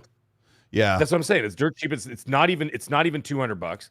And so give credit where credit is due. Like, PlayStation has done a phenomenal job with what would have been an absolutely garbage product with the Portal, and they've turned it into something amazing very quickly. So, yeah, Brad Warfight says it's $270. Yeah, which is, I think I paid under $300 for the Logitech xCloud, which does a lot of the same things, but the Portal's a better product.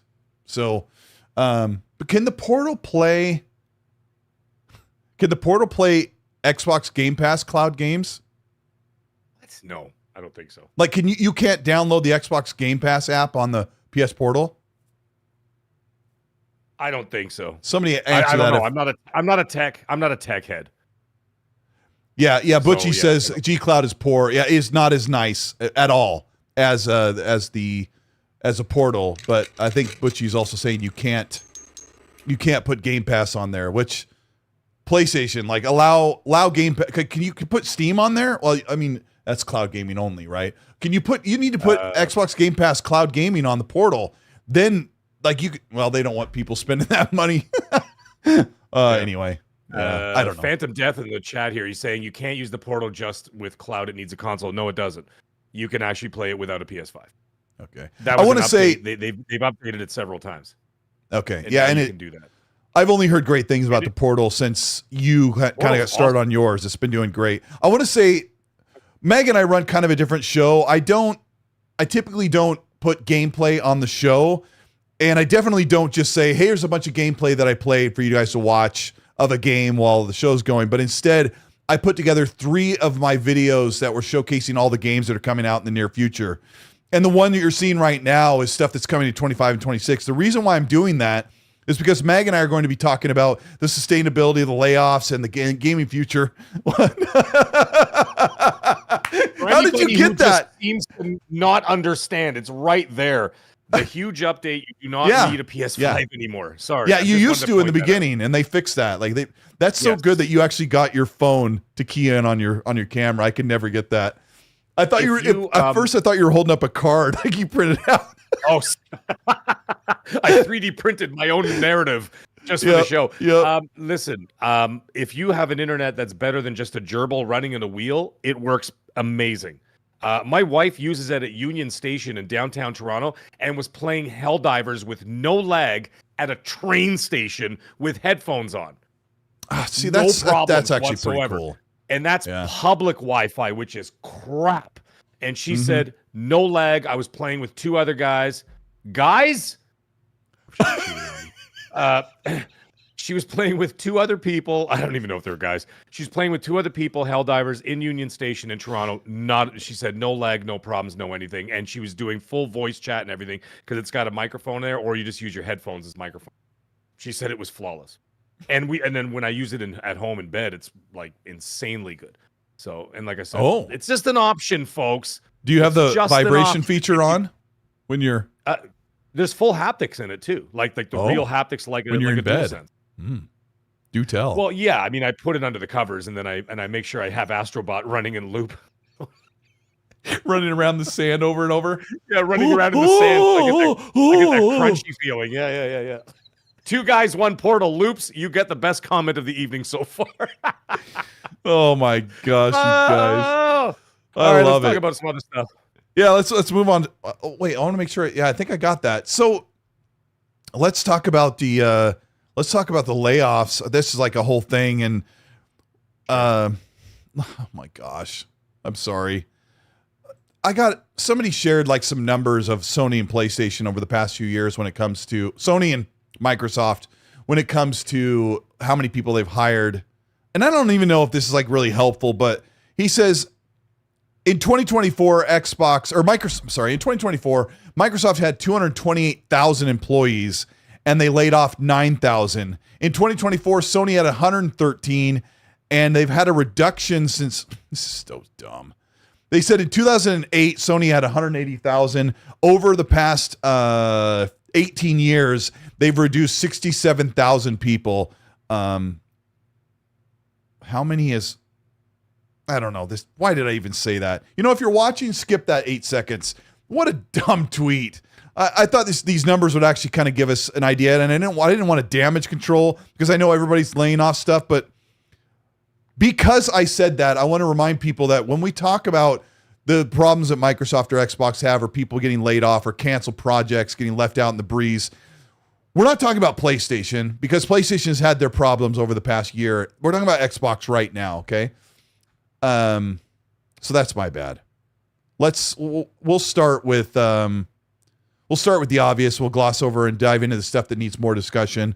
A lot of people are asking early on the show, what's going on with Turn 10 and Forza Motorsport? I said in my video before we had information, I could totally see them canceling and not moving forward with any more Forza Motorsport other than small updates. There'll never be another Forza Motorsport game again.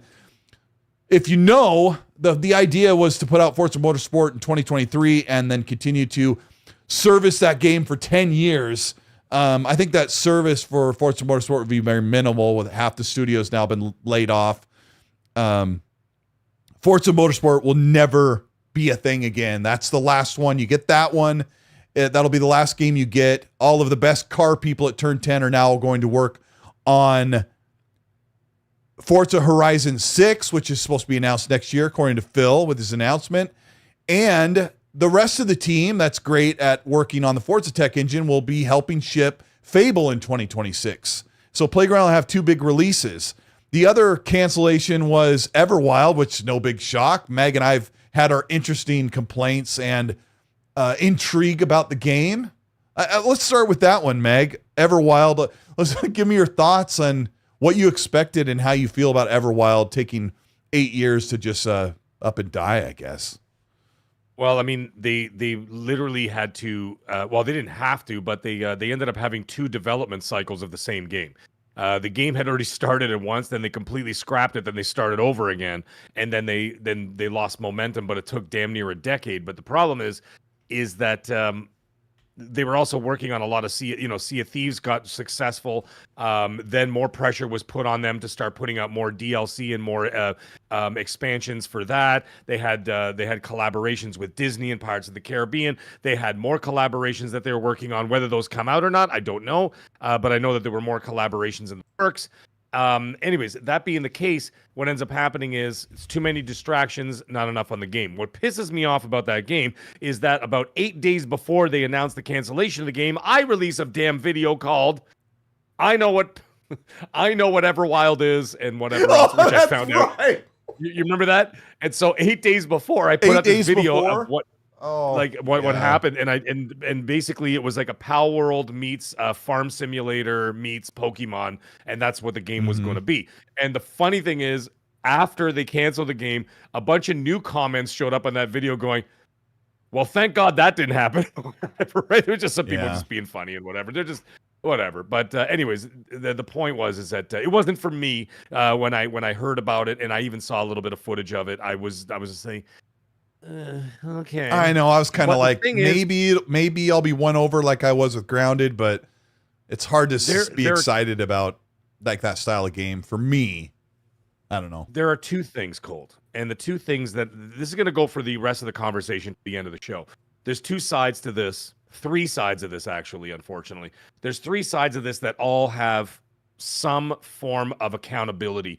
And the first one you're going to look at is Microsoft as a company, right? They're the ones who are sort of overseeing the whole situation and they don't give a crap about who's doing what and what doing who. They're looking at numbers, metrics, dollars, and cents. And they're looking at all that. They're looking for redundancies, how to shave this, how to cut that, how to get budgets under control. And then you've got the management team, which I think are more to blame than anybody else, than the developers. The developers are working there and doing their thing. However, it's the people that are running those teams that have to rope some of these situations in. Otherwise, you're going to have people just working and working and working and working, but no results.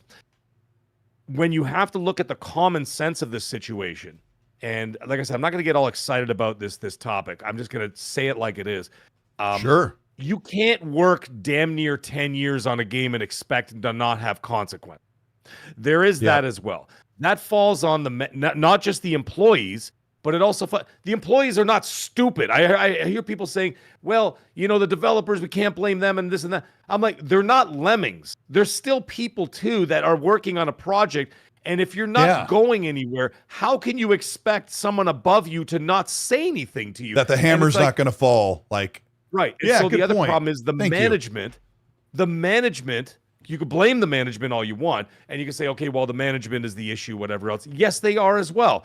But you cannot rely on management to make employees do their jobs. Employees have to do their jobs on their own. And the only thing that management really can do is guide them in a direction that they want to go. But if you are directionless and damn near almost 10 years, how can you not expect any form of accountability? That is bullshit to me. That we're like, you getting paid $130-something thousand a year for 10 years and you can't even produce a trailer? I'm sorry. There is accountability there that needs to be addressed. Then there's the management. The management, how as a manager, Matt Booty, Phil Spencer, Sarah Bond, Craig Duncan. I'm leaving Greeny out of this because Greeny's just the marketing guy. The marketing. So I'm picturing him doing that. Why do you sound like Grover when you do it? I don't know. Hello, everybody. But you look at those guys. Yeah. Do they not ask questions? I know it seems like it, doesn't it? Studio and be like, do they seem shy? Like it'd be like, oh, guys, I know it's been like 9 years, but can we not even have a vertical slice after 9 years? Like, come on, guys. Don't you think the bigger guys above? There's always a bigger fish. Well, look at Phil. Phil was just at Everwild Studio or Rare Studios for Everwild. Yeah, he was playing the game. That's right. A month before Showcase or whatever, and he said everything's looking good. But there's always a guy above Phil, because then the guy above Phil says, "Hey, Phil, it's like how they say crap rolls downhill." I'm not going to say the real world. I swore once on this show. And what happens is the guy goes above and he's saying, Phil, what's going on over there? And then Phil goes, let me ask them. Then he goes down and says, guys, what's going on over there? Then he speaks to the regional manager. The regional manager goes to the actual manager and says, what's going on over there? You know what I mean?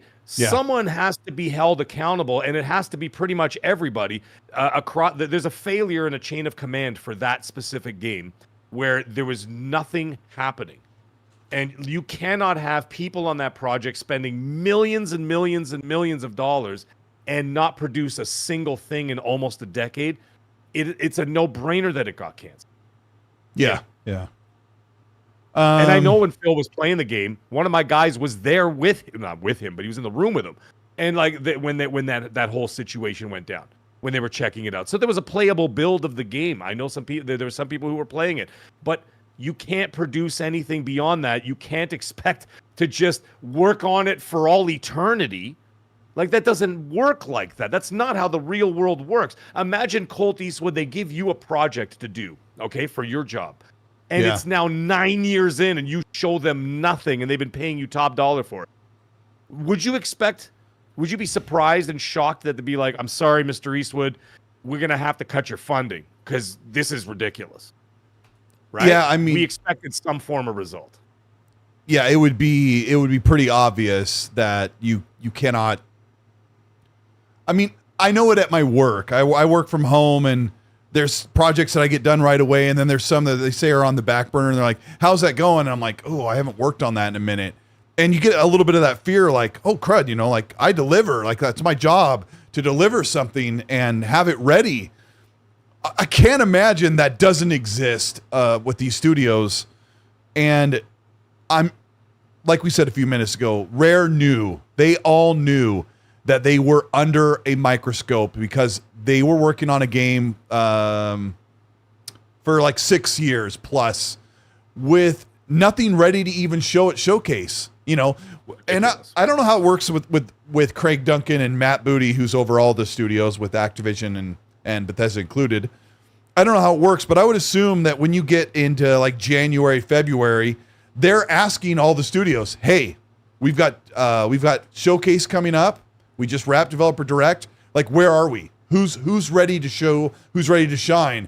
And when Rare's like, they're like, "Rare, where are we at?" And we're like, "Yeah, everything's going really great." You know how they like when they do a check-in with the team? Yeah, everything's going really great. We've got, we were able to do this. We've got this. This is really good. We feel like we're on this, and we're not ready to do a showing yet, but maybe we could, you know. And we're like, I had a chance to meet a couple of these leaders. I'll just not name them. A couple of them are really cutthroat, and I don't understand why there isn't more like slamming the hands on the desk and saying, "Come on, kick some ass! Like, let's get these games going. Where are they?" Do these people not work with deadlines? Are there no deadlines? They do. They work with project charts and they work with milestones. What was like? Where were their projections? Now I understand they canceled. I understand they canceled the game and then restarted the game. They didn't cancel the game. They just scrapped what they were doing and then they started over again or whatever else. But you know, I think there was also a lot of it was being hidden by the success of Sea of Thieves. Sea of Thieves was able to put a protective layer over them for quite a while, where I think they were able to skirt by for a number of years, almost unchecked, because of the success of Sea of Thieves, right? They're seeing the money rolling in, they're seeing the engagement is up, they're seeing all of that, right? But the thing is, at the end of the day, if you have a project going and you're paying a lot of money for it, you have to put deadlines and say, "I want a playable build in 3 years." Go to work. Stop taking pictures of Niçoise salads in San Diego. Go to work like the rest of us. You are not special. You are not any different. You work like I work, like you work, Colt, like the chat works. We all have jobs that expect results. And I'm not saying you have to be a hard ass about it. I'm certainly not like that. I have two rules at my work. You know what it is? Show up and do your work. That's it. And I won't bust your chops. I don't and wear pants. Okay, except for Fridays. But like, I don't bust people's No Pants Friday, Meg said it. Yeah, no Pants Fridays. Sorry, say your two rules again.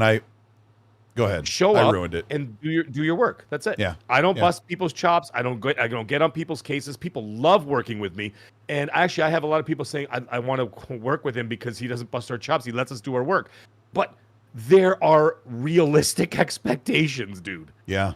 And This is perfect. You cannot work on something that long and cost millions of dollars and no realistic expectations. So it's equally all their fault. For that Crusader goes, Colt's already in shorts. I'm in my swim trunks because I was hanging out in the little pool with my kids today, like right up until it's time to go. And they're like, Dad, you don't need to go yet. You see, Paris is part of the problem. Paris said, hey, I live in San Diego and taking pics of my salads is cool. You see, Paris, you're an enabler. And we can't have that in the chat. You salad shooter, you. That. Mods, get on him. I'm just kidding. Yes, anyways. I mean, if it's a Niçoise salad, I mean, that's pretty cool. Yeah, I don't think Game Seeker's here right now, but I'm wearing the Outer Worlds shirt that he got me. Oh, nice. Check this sucker out. That's a lovely shirt. Dude, that shirt. Okay, with the flexing. Jeez. Should I lift up your shirt and show you my one stomach muscle? That'd be amazing. Oh, you have a one ab? You have a one pack? I have the single ab, yeah. Just one giant ab? Yeah. Oh my God. I'm so excited about Outer Worlds 2. Kotaku put out an article today saying that Xbox and Microsoft forgot to do the most important thing.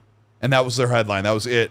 And I'm like, what? Games? I mean, Tony Hawk 3 and 4 remaster just came out today to an 85 Open Critic, which is pretty awesome. One of my buddies like, no one's going to buy it. I'm like, why are we like this? Like, why do we say things like this? Tony Hawk 1 and 2 sold really well, so I'm pretty sure 3 and 4 will sell decently well. And they're about to put out Ninja Gaiden 4. They're about to put out Outer Worlds 2 and Grounded 2. They've got 4 games coming the rest of the year, and Call of Duty. And they're like, Microsoft forgot to show up and do the most important thing. I'm like, what? Make Game Pass sustainable? Oh my gosh, these troglodytes. I don't mean to be disrespectful, but it is Kotaku we're talking about. Like, seriously, stay on the same page.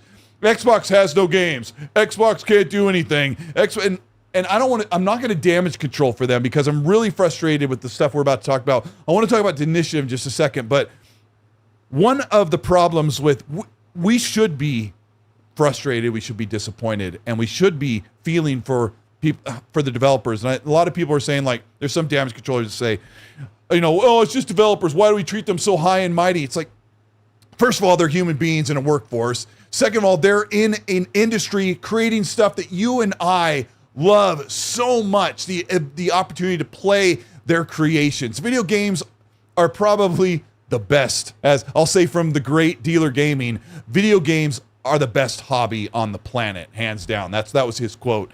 And I think video games are way up there on my list. And I like a lot of things, okay? When developers lose the opportunity to ship a game that they've been trying to create, whether you think it's good or bad, doesn't matter. When they lose that opportunity, that is a death of creation that can sometimes never comes back. So we're going to talk about why that means so much. And nobody knows it more than the Initiative Studio. The Initiative Studio, who started in 2018, was made up of so many cooks in the kitchen, or I'll say something politically incorrect because Mag and I are here and we're Gen Xers. Too many chiefs and not enough Indians. Is that what it was? Was that that's the thing? A whole bunch of them. Too many chefs right? in the kitchen. Yeah. People don't like it when you use stuff like that. A million. Yeah. We're old school and we don't mean any. Layoffs suck. Cyber Gunter, thank you so much for saying that. Too many chiefs over at. My voice cracked. The initiative was made up of Rockstar, Naughty Dog, Sony Santa Monica, Ubisoft, made up of heavy hitters that created some of our favorite games. And their idea was, the plan all along was to bring in a studio. And Daryl Gallagher, who rebooted the Tomb Raider franchise, was like, probably telling them all along, Paris, I don't know if you're still in the chat, you can kind of say, hey, I think that's probably pretty close to the truth, or I've heard this or that about the initiative. My assumption is that Daryl Gallagher said, hey, thanks for bringing me on. Let's pick a franchise. Oh, you want to do Perfect Dark? He's like, bring in my team. Bring in Crystal Dynamics. I worked with them for a decade on Tomb Raider. I already know the culture. They know me.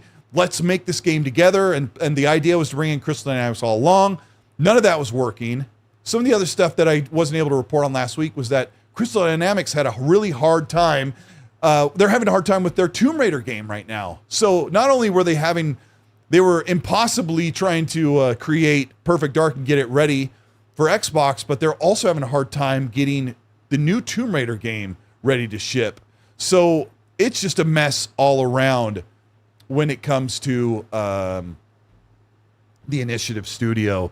I was excited about Perfect Dark. I had small reservations. I'm not going to pretend like I was like, who cares? I was a little bit worried about certain aspects of Perfect Dark, but I was like, Daryl Gallagher and this team, like, how could it not be good? I mean, I'm not a Perfect Dark fan. I never played the originals. I have no love for that franchise, so I don't have like any emotional attachment.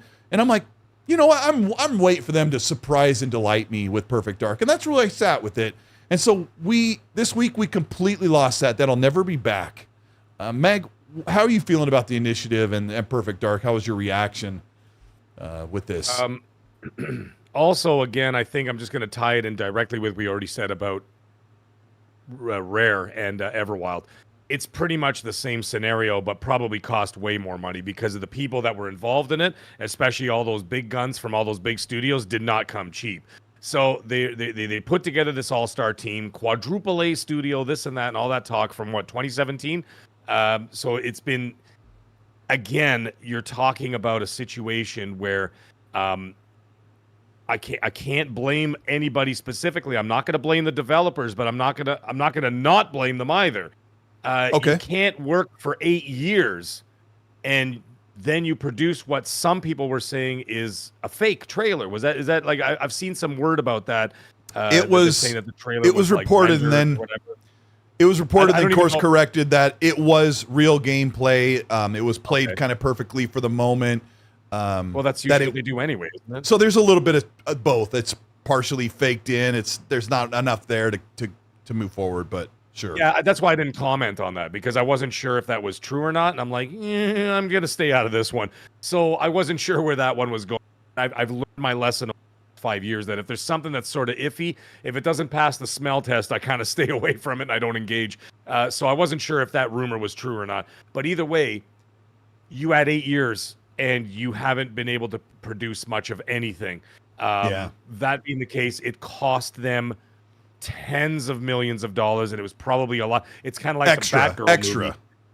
Yeah, tens of million extra. Point, yeah, extra. At that point, you have to start thinking, cut your losses, because if they're saying now, the thing is, this is the other thing I was talking about, and I talked about it in one of my videos where I said if they cut this game off, because some people were saying, oh, they should have just released it and then dissolved the studio, and I'm like, the fact that they cut this game off entirely means it was nowhere near finished.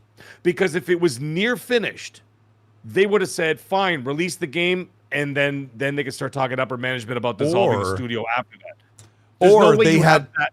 Yep. I got to interject this because some of the other games we're going to cover that canceled, and they're like, why if you loved it, why'd you cancel it?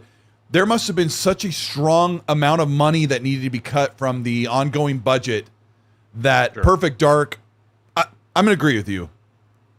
There probably wasn't enough to finish it, finished, but they must have looked at that and go, we cannot move forward at where you're at. We don't have the budget for you to continue to finish, and we have to just throw it all away. Because, Meg, think about it. If you worked, let's say they worked a solid 3 years on building a playable Perfect Dark game. They made the decision to say, we're done. We can't pay you any more for salary next month and the ongoing future. So we've decided we have to throw that game away. All of that's going to go in the garbage. And the only thing you can do is salvage pieces of it to make another game. Or, you know, it belongs to Xbox. You can't take Perfect Dark somewhere else and shop it around. You can keep the assets. Like, I mean, you could chop it up for parts like you would like an old rusty car, right? You can still, bust it up for parts. But like the thing is, what I was getting at, yes, absolutely. Of course, you're going to stop the bleeding. It was hemorrhaging money. So if you look at that, I know some people in the chat were saying that they heard that it was still like 2 years out or whatever else. Let's just say, for argument's sake, it was 2 years out. That's 10 years from the inception of the studio to their first game. That's not sustainable. For the amount of money that they're paying. It's not sustainable on a managerial level, and of course on a developer level. You cannot take that long to produce a single product. It cannot happen. It will not work. If you did it within 5, the game would have been out already. Sure. And the studio may have had grand success, and they would have maybe have been spared. But the point is, they did not.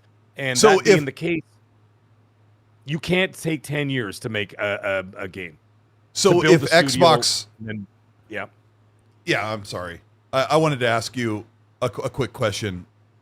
Microsoft probably asked Daryl Gallagher and the initiative team, how much longer do you think you need to finish Perfect Dark? What do you think their answer was? They probably said another 2.5 years. Oh, then that's like, nope. Then, 2027, right? They're probably saying, yeah, another 2.5 years, and they're like, we can't pay another 2.5 years. Yep.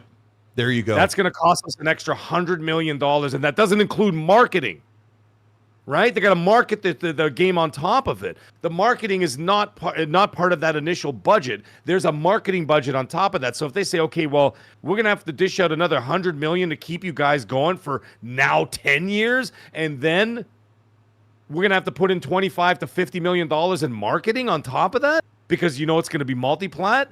That's not sustainable. They're like, that's a whole other game. So that's at least a half of a game, at least, right? Or whatever. Yeah, like it could be theoretically up to $150 million that it would have cost for another 2.5 years development plus marketing. So that being the case, and like I said, that's just the ballpark. That's just a shot in the dark. But and don't get it twisted. Like Meg and I aren't trying to justify why Xbox had to lay off people.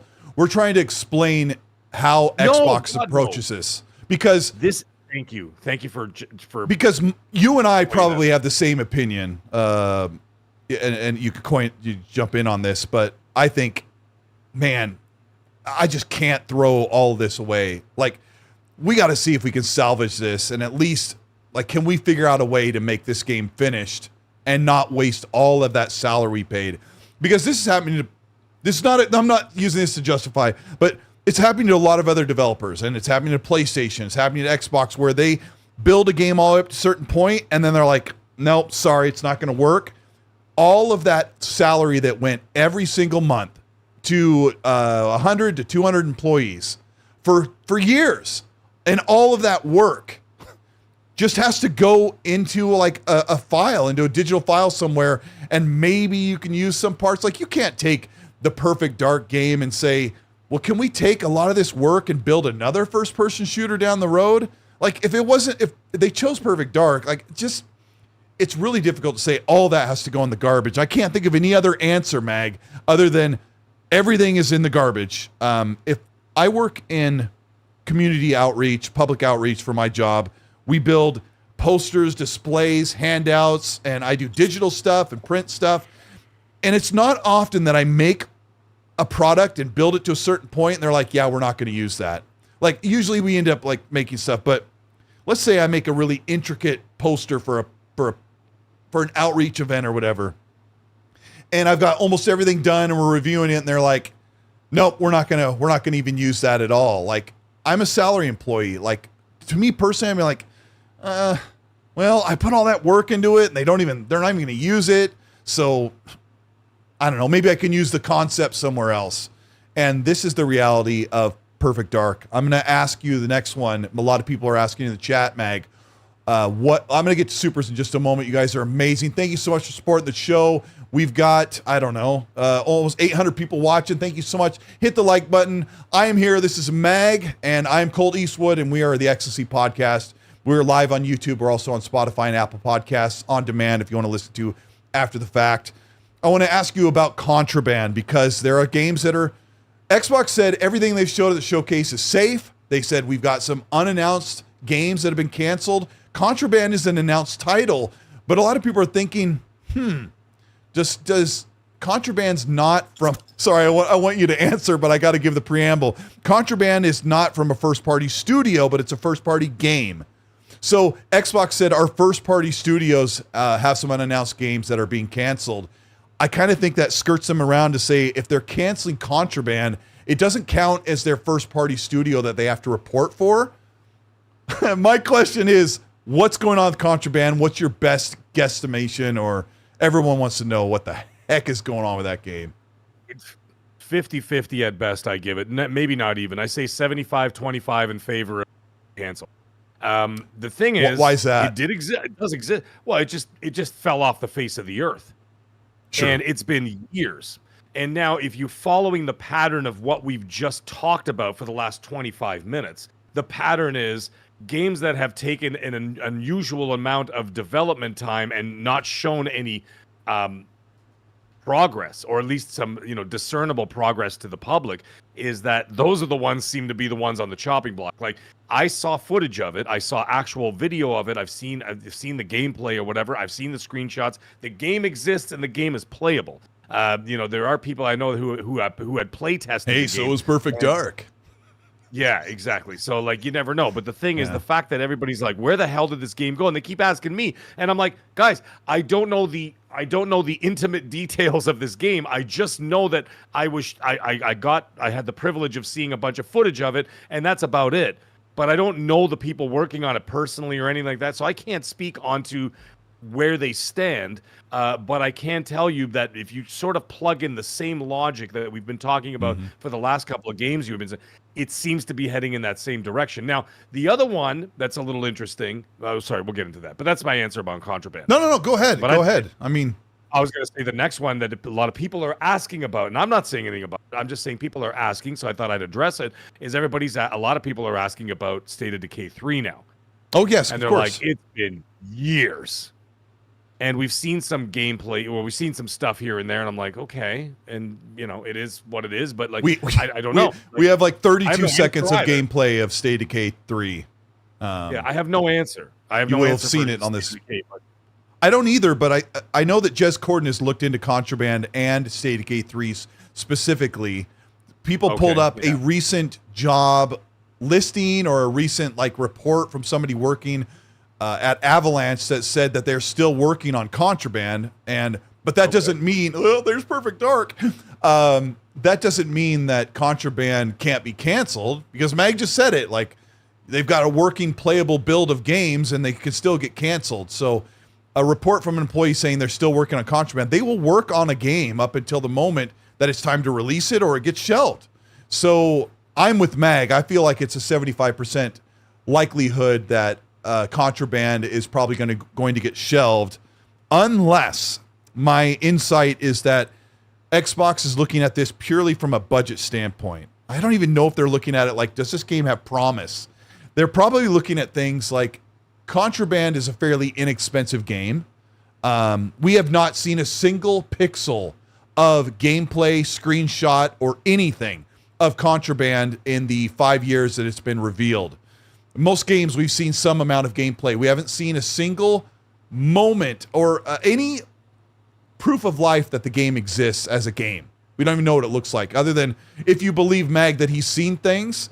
Mag showed me something on his phone through the camera that was real. To me, it looked like an AI-generated image, because I generated quite a few images trying to come up with a thumbnail for Contraband 2 years ago. But I don't know, because I just have to take Mag at whatever he's heard. But Contraband could be one of those games that is still going to survive, because Xbox is like, it's only like a $100 million game, and let's just see how it plays out. And it has potential as a live service game, and it could grow for a while. I don't know. But State of Decay 3, Jez has looked into, and he is saying that they're still working on it. And Undead Labs is probably a fairly affordable studio, but that doesn't mean they could not cancel it. The problem is that Xbox announced the games they're canceling, so I would say that let's kick out Contraband, Mag, because I told you, I think they look at that like that's not a first-party game a first-party studio, because they're reporting on their studios and what they need to do for their closures. I think they probably just didn't talk about Contraband, but State of Decay is their own studio. It's their own IP. And it's published by them. It's got all three. If you were going to cut State of Decay 3, you would have done it last week along with the others. So I would say at this time, it's probably a good indication that State of Decay 3 is not on the chopping block right now. And if they have another year of development, Xbox must be just letting that play out, and the game's going to come out, and that'll be that. So I don't think State of Decay 3 is gone. Yeah, I don't have I don't have a definitive answer, but if I were to guess, I would say it's not gone because they've had success with the other two games, had a lot of engagement. They did well, so I can't see them, like there's a track record there. You know what I mean? Like there's some pedigree where they could say, okay, there's some history, and they could work with that history and say, okay, yep, the first two did well. There was a lot of engagement, and it's essentially almost like a live service game of sorts. Whatever, Sure. right? So they're like, let it go, as long as it comes out next year. But if they start, like if there's like when the Initiative and like Rare start talking, oh, it's years out and whatever, and you've almost had a decade, that's when everybody's like, come on, dude. Like, you know what I mean? That's at that point you got to be like, come on, let's get this thing moving. But if they're in the tail end of last this, 12 months or whatever, yeah. And that's why I was saying that there's no chance that there was no chance that Perfect Dark was even close to being finished. Because if it was within 12 months, they would have said, fine, get the game out. And then behind the scenes, it'd be like, all right, as soon as the game comes out, we cut them all. And that's it. Just launch the game, get it, and then dissolve the studio. But if you're nowhere near done, that's when they cut it. Yeah. Sorry. I'm gonna. No, I didn't want to interrupt you. I'm gonna give you. This is, if you're watching live, if you're just listening, take a look at the screen. Go back to your screen here, and look. I'm gonna show you This is my gameplay edit of Say Decay 3. This is the only footage right here. It starts right now. 6, 7, 8, 9. That's not even gameplay. Hold on. 1. Hold on, I'll count it out. The gameplay. Ready? This is me talking, waiting for the gameplay. 1, 2, 3, 4, 5, 6, 7, 8, 9, 10, 11, 12, 13, 14. You get the gist, right? There is less than 30 seconds of actual game. I think that's probably about it. Maybe less than 15 seconds.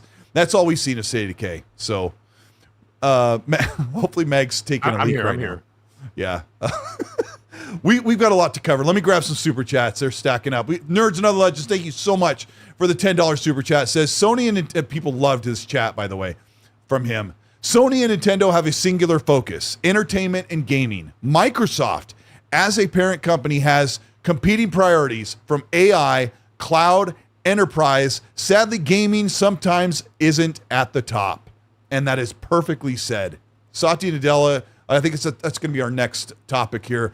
Gudani Gazada, thank you so much for the super, says, here's a good idiom with inspiration from some of the PS podcasts. Too many panel members, not enough audience. Oh, jeez. That was absolutely brutal. Oh, my good friend KY Bob, thank you for the 5. Says, where's the birthday? Right there. Hey guys, great show as always. When Obsidian Entertainment can release 3 quality games in 1 year, these other studios really have no excuse. Holy smokes. Thumbs up for KY Bob, everybody. Super says on gaming, says top talents of the Initiative are better than elsewhere in California. Really expensive having the Initiative in in Santa Monica. Oh my gosh, slip of the tongue. Gold Shell, thank you for the 5, says, give Perfect Dark to Raven or Sledgehammer. You could even make it about Agent Dark, a Call of Duty multiplayer character. I don't know. I think they had cuts at Raven. They cut down some employees. I think they really are trying to trim down and make Call of Duty as profitable as possible, giving them another franchise. I don't think it's going to happen. Come on, Mouse, come back to me. All right. Yeah. What a great, lovely time it is. All right, let me see here. The Blade Runner style sci-fi ZeniMax game got canceled. We mentioned it that Phil Spencer really liked the game, then turned around and canceled it. The other report was that Romero, the guy behind the founder of Doom, has his own studio, and his studio is a little sketchy. He hasn't made anything like that people absolutely love. But a Microsoft employee was at the studio on Tuesday, Mag, and said, hey, everything looks good, guys. All right, thanks for having us over. The very next day, Microsoft pulled funding from Romero's game. Now, we don't know who's publishing it, but it's highly assumed that Bethesda was publishing this Romero game, which is under Xbox budget money.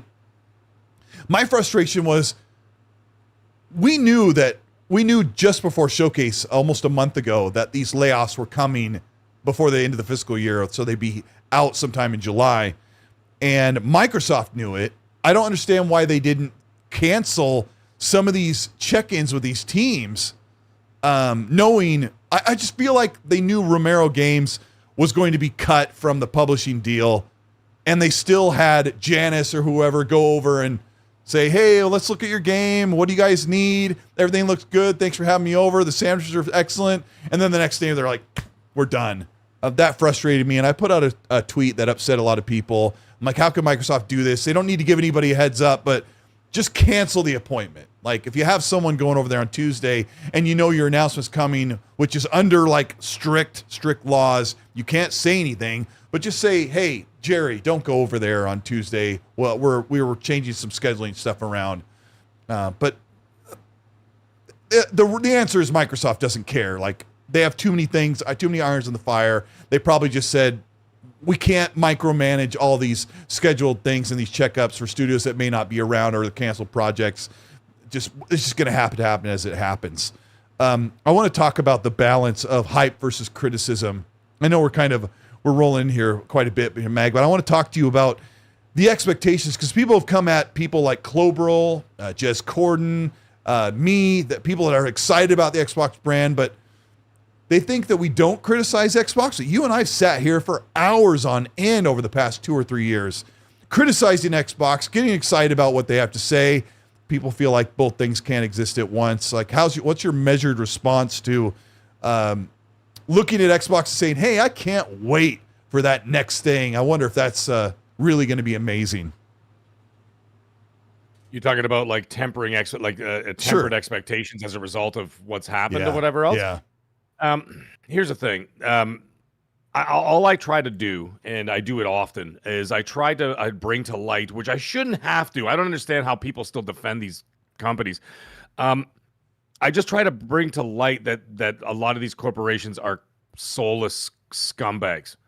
Mm-hmm. Sorry, there's no other way to say it. I don't give a shish kebab. I don't want anything from them. They're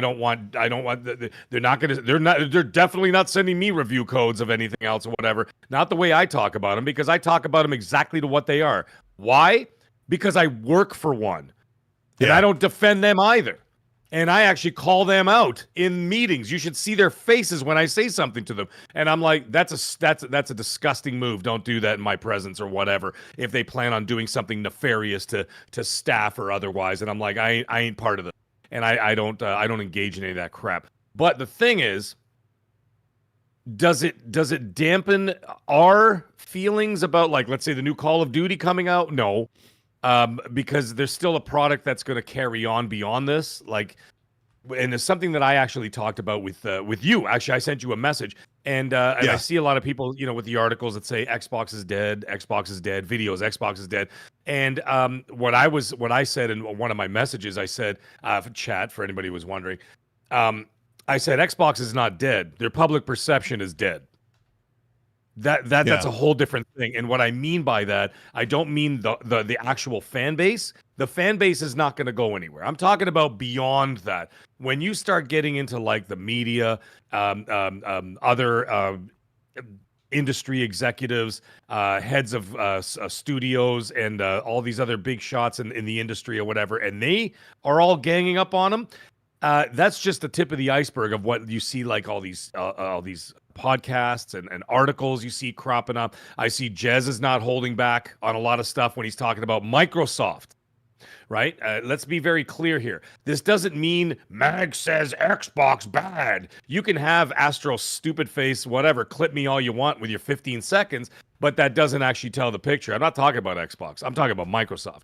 And Jez has been going after them like nuts, and I've been agreeing with him, and I've been piggybacking off a lot of his articles and saying the exact same thing, basically echoing what he's saying. But for the fan base and everybody else who's already in there, no. Is it going to stop me from playing Gears of War Reloaded in August? No. Am I going to go back and play Helldivers with the Xbox community? Absolutely. Because let me ask you real quick: are you going to like vote with your wallet and boycott Microsoft because of all this stuff? No. But I've never been a blind slave to Microsoft to begin with. I look after myself. Yeah. I look after myself because I'm myself. Microsoft doesn't care about me. They don't care about you. They don't care about anybody in this chat. Either do any other companies. I'm not just picking on them. I'm just saying in general, that's how it works. So I make them work for me. They work for me. The only reason why they have trillions of dollars is because of me and you and everybody else. So I control my own destiny when it comes to how I spend my money. I don't just go out there and be like, well, I'm just going to continue to just dump money into Game Pass for no reason, not play it for 3 months at a time because there's maybe a game in there I nothing else I want to play. No, I'm going to be very picky and choosy about how I do it.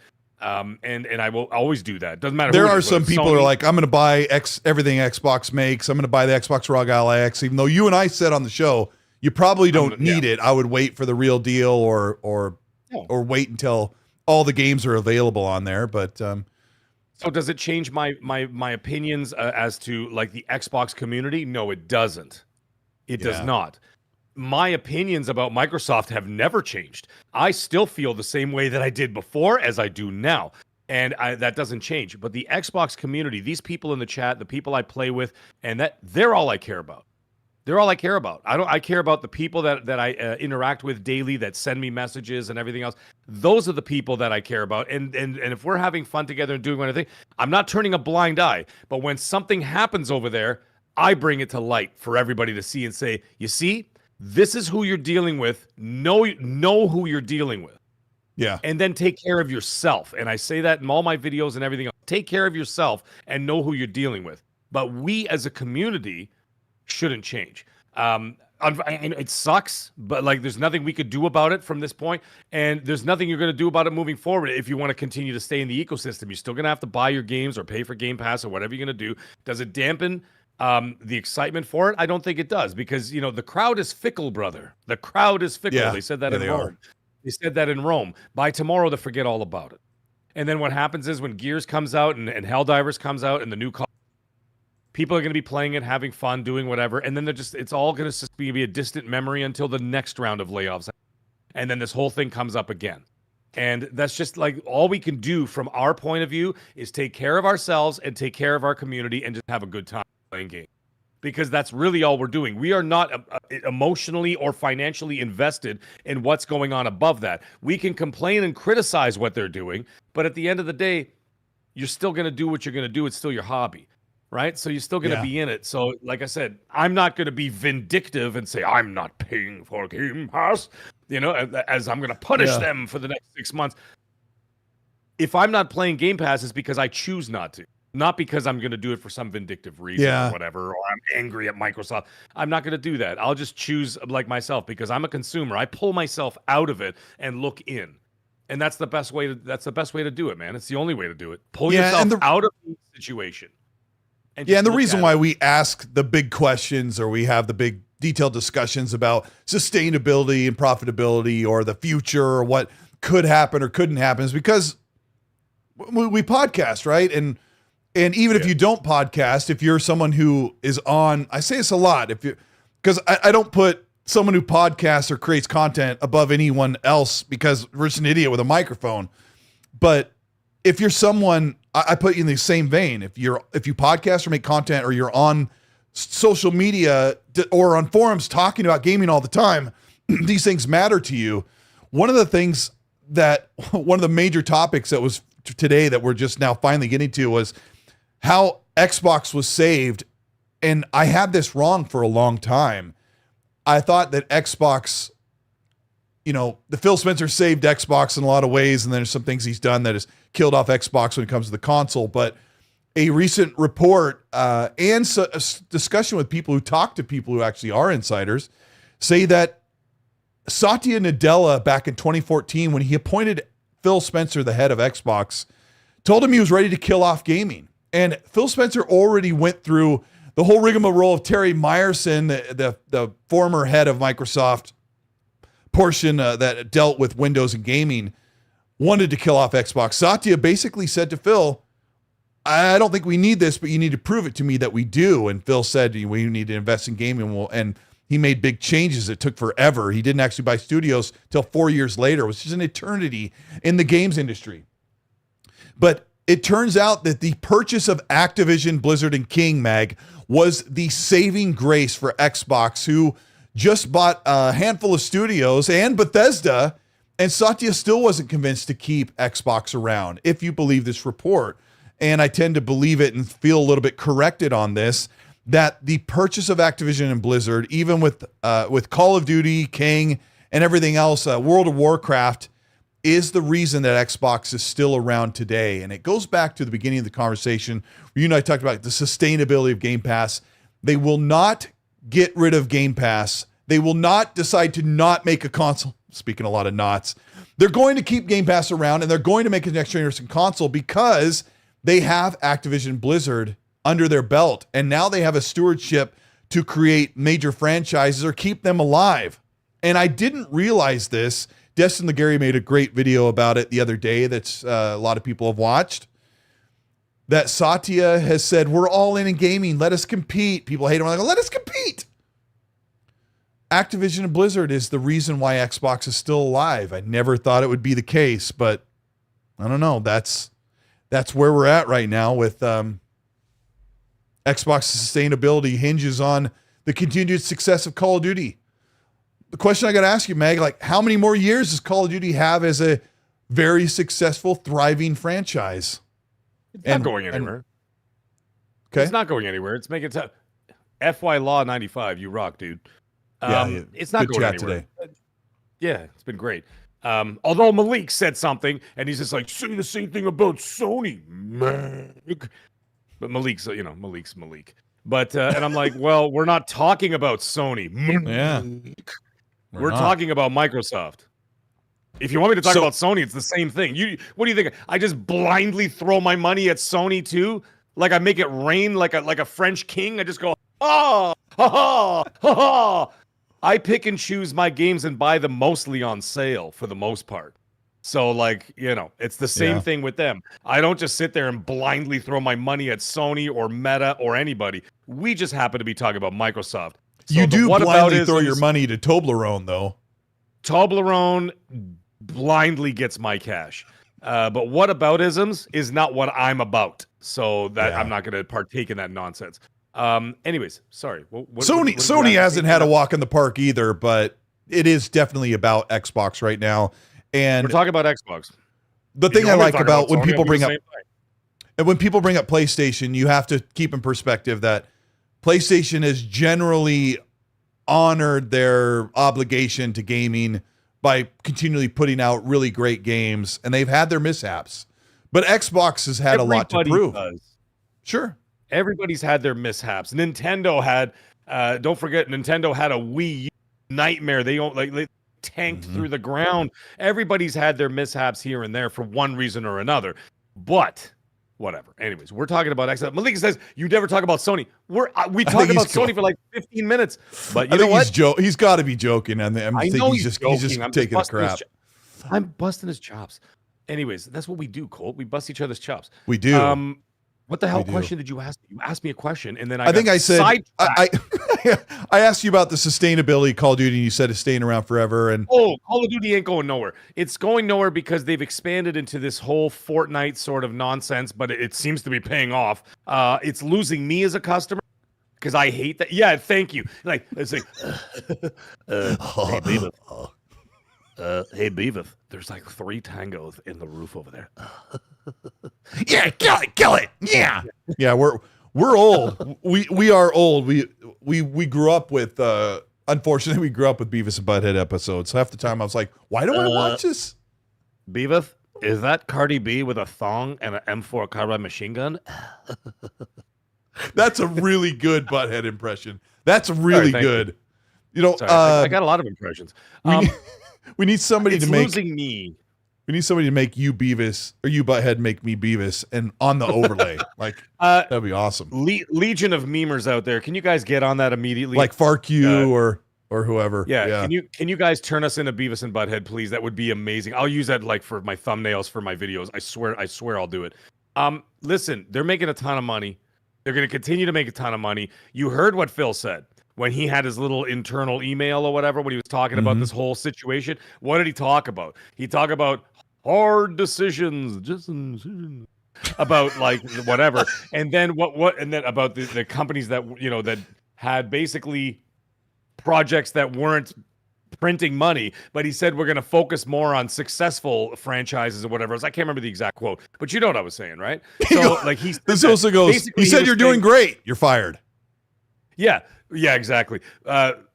Basically what he was trying to say is that he's like, we're going to focus on the franchises that are basically printing us cash. So it's going to be the Call of Duty, Candy Crush, and whatever else is making them a ton of cash. So they're going to continue to focus on that. Which sucks because that could leave out a lot of like lightning in a bottle, runaway success games. I know it's going to sound like a joke, but if you stick with the tried and true with your studios, you obviously ruin creativity. You leave that behind, but you could also leave behind the opportunity to make the next Fortnite. And I know it sounds like a joke, but if you're like, we're going to stick with Call of Duty and these tried and true franchises, and we'll let our littler studios make something, like, what if some studio like had the next Fortnite, the next game that was going to dominate the games industry for the next 10 years, and Xbox is like, no, we don't want anything new. And I don't think they're really going to do that, but the last thing I have to ask you about is, should Phil Spencer adopt a brand new PR move and just stop talking? Stop going on podcasts, stop taking interviews, stop talking about future stuff that is not ready to be delivered and shipped.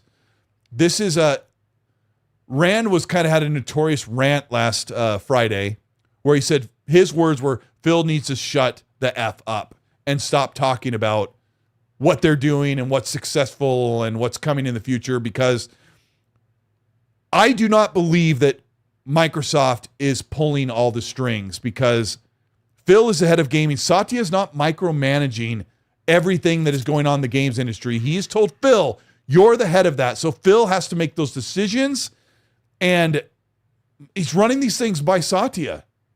I think Sarah Bond, Matt Booty, Craig Duncan, and Phil Spencer are the ones 80 to 90% responsible for what is great and what is not so great going on right now. I'm sorry, Meg, I talked over you. I told you to answer the question and I just kept talking. Should Phil shut the heck up? What do you think?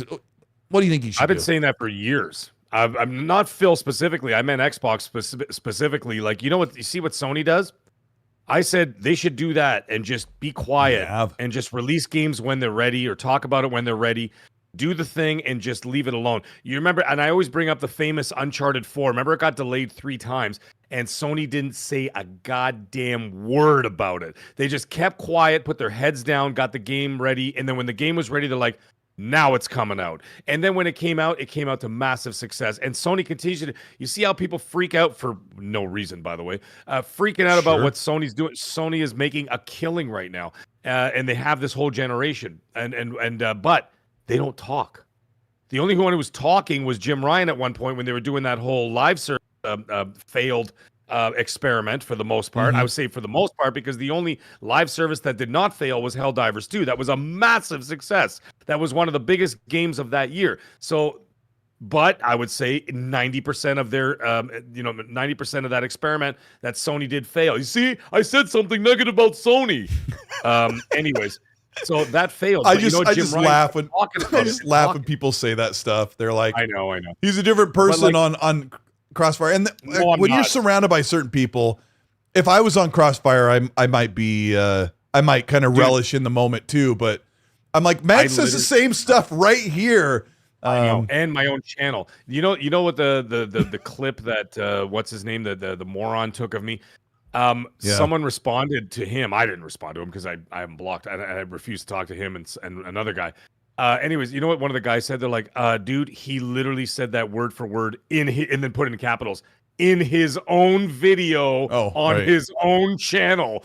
So like, you're just total jackass, but whatever. Hey, this would be a perfect time for you to tell me what you were saying before the show. You said you were going to bring up another content creator. And I know this is going to be difficult for some people to hear when he mentions the name, but I want you to kind of gauge how Meg and I try our best to give honest opinions and try and cover gaming as reasonably as possible with a few laughs. But go ahead. Of course. Let me round off what I was saying, and then I'm going to get into that. I was just saying that, yes, they need to be quiet, get the work done, get the games out in a steady cadence like they have been so far. 2025 has been a great year for Game Pass and for Xbox for that. Not so much with this whole situation that's gone down. And it's obviously, it could seriously damage at least the brand image or whatever. And that's undeniable. But they've been doing that work and it's been coming out now and they've been doing well. They need to continue to do that and not talk so much. At the same time, I also think that people have the right to do whatever they want, but I also find that people are glorifying a lot of these executives or whatever that make these decisions. Let them do their work. Don't worry about what they're doing or what they're and they should just do the work. Because you don't see these other guys. The other guys will make a statement here and then from the other companies, but they just make a statement and they move on. And they just get to work. They're not sitting there yip-yapping on podcasts and this and that or whatever. Anyway, sorry, I got the quote here, by the way, for Phil Spencer. We will protect what is thriving and concentrate on areas with the greatest potential while delivering on the expectations the company has for our business. That literally means we are basically going to focus on the things that make us money.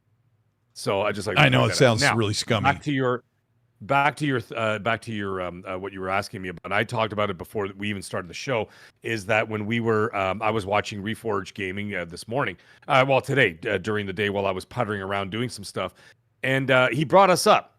He brought up, because some people are going after John Linneman for, various reasons or whatever else, and then, and actually Reforge. I love John Linneman, by the way. Big respect. And everybody has their biases. I know he does. Sorry, Meg. I know he does have some biases, but some people get really bent out of shape sometimes.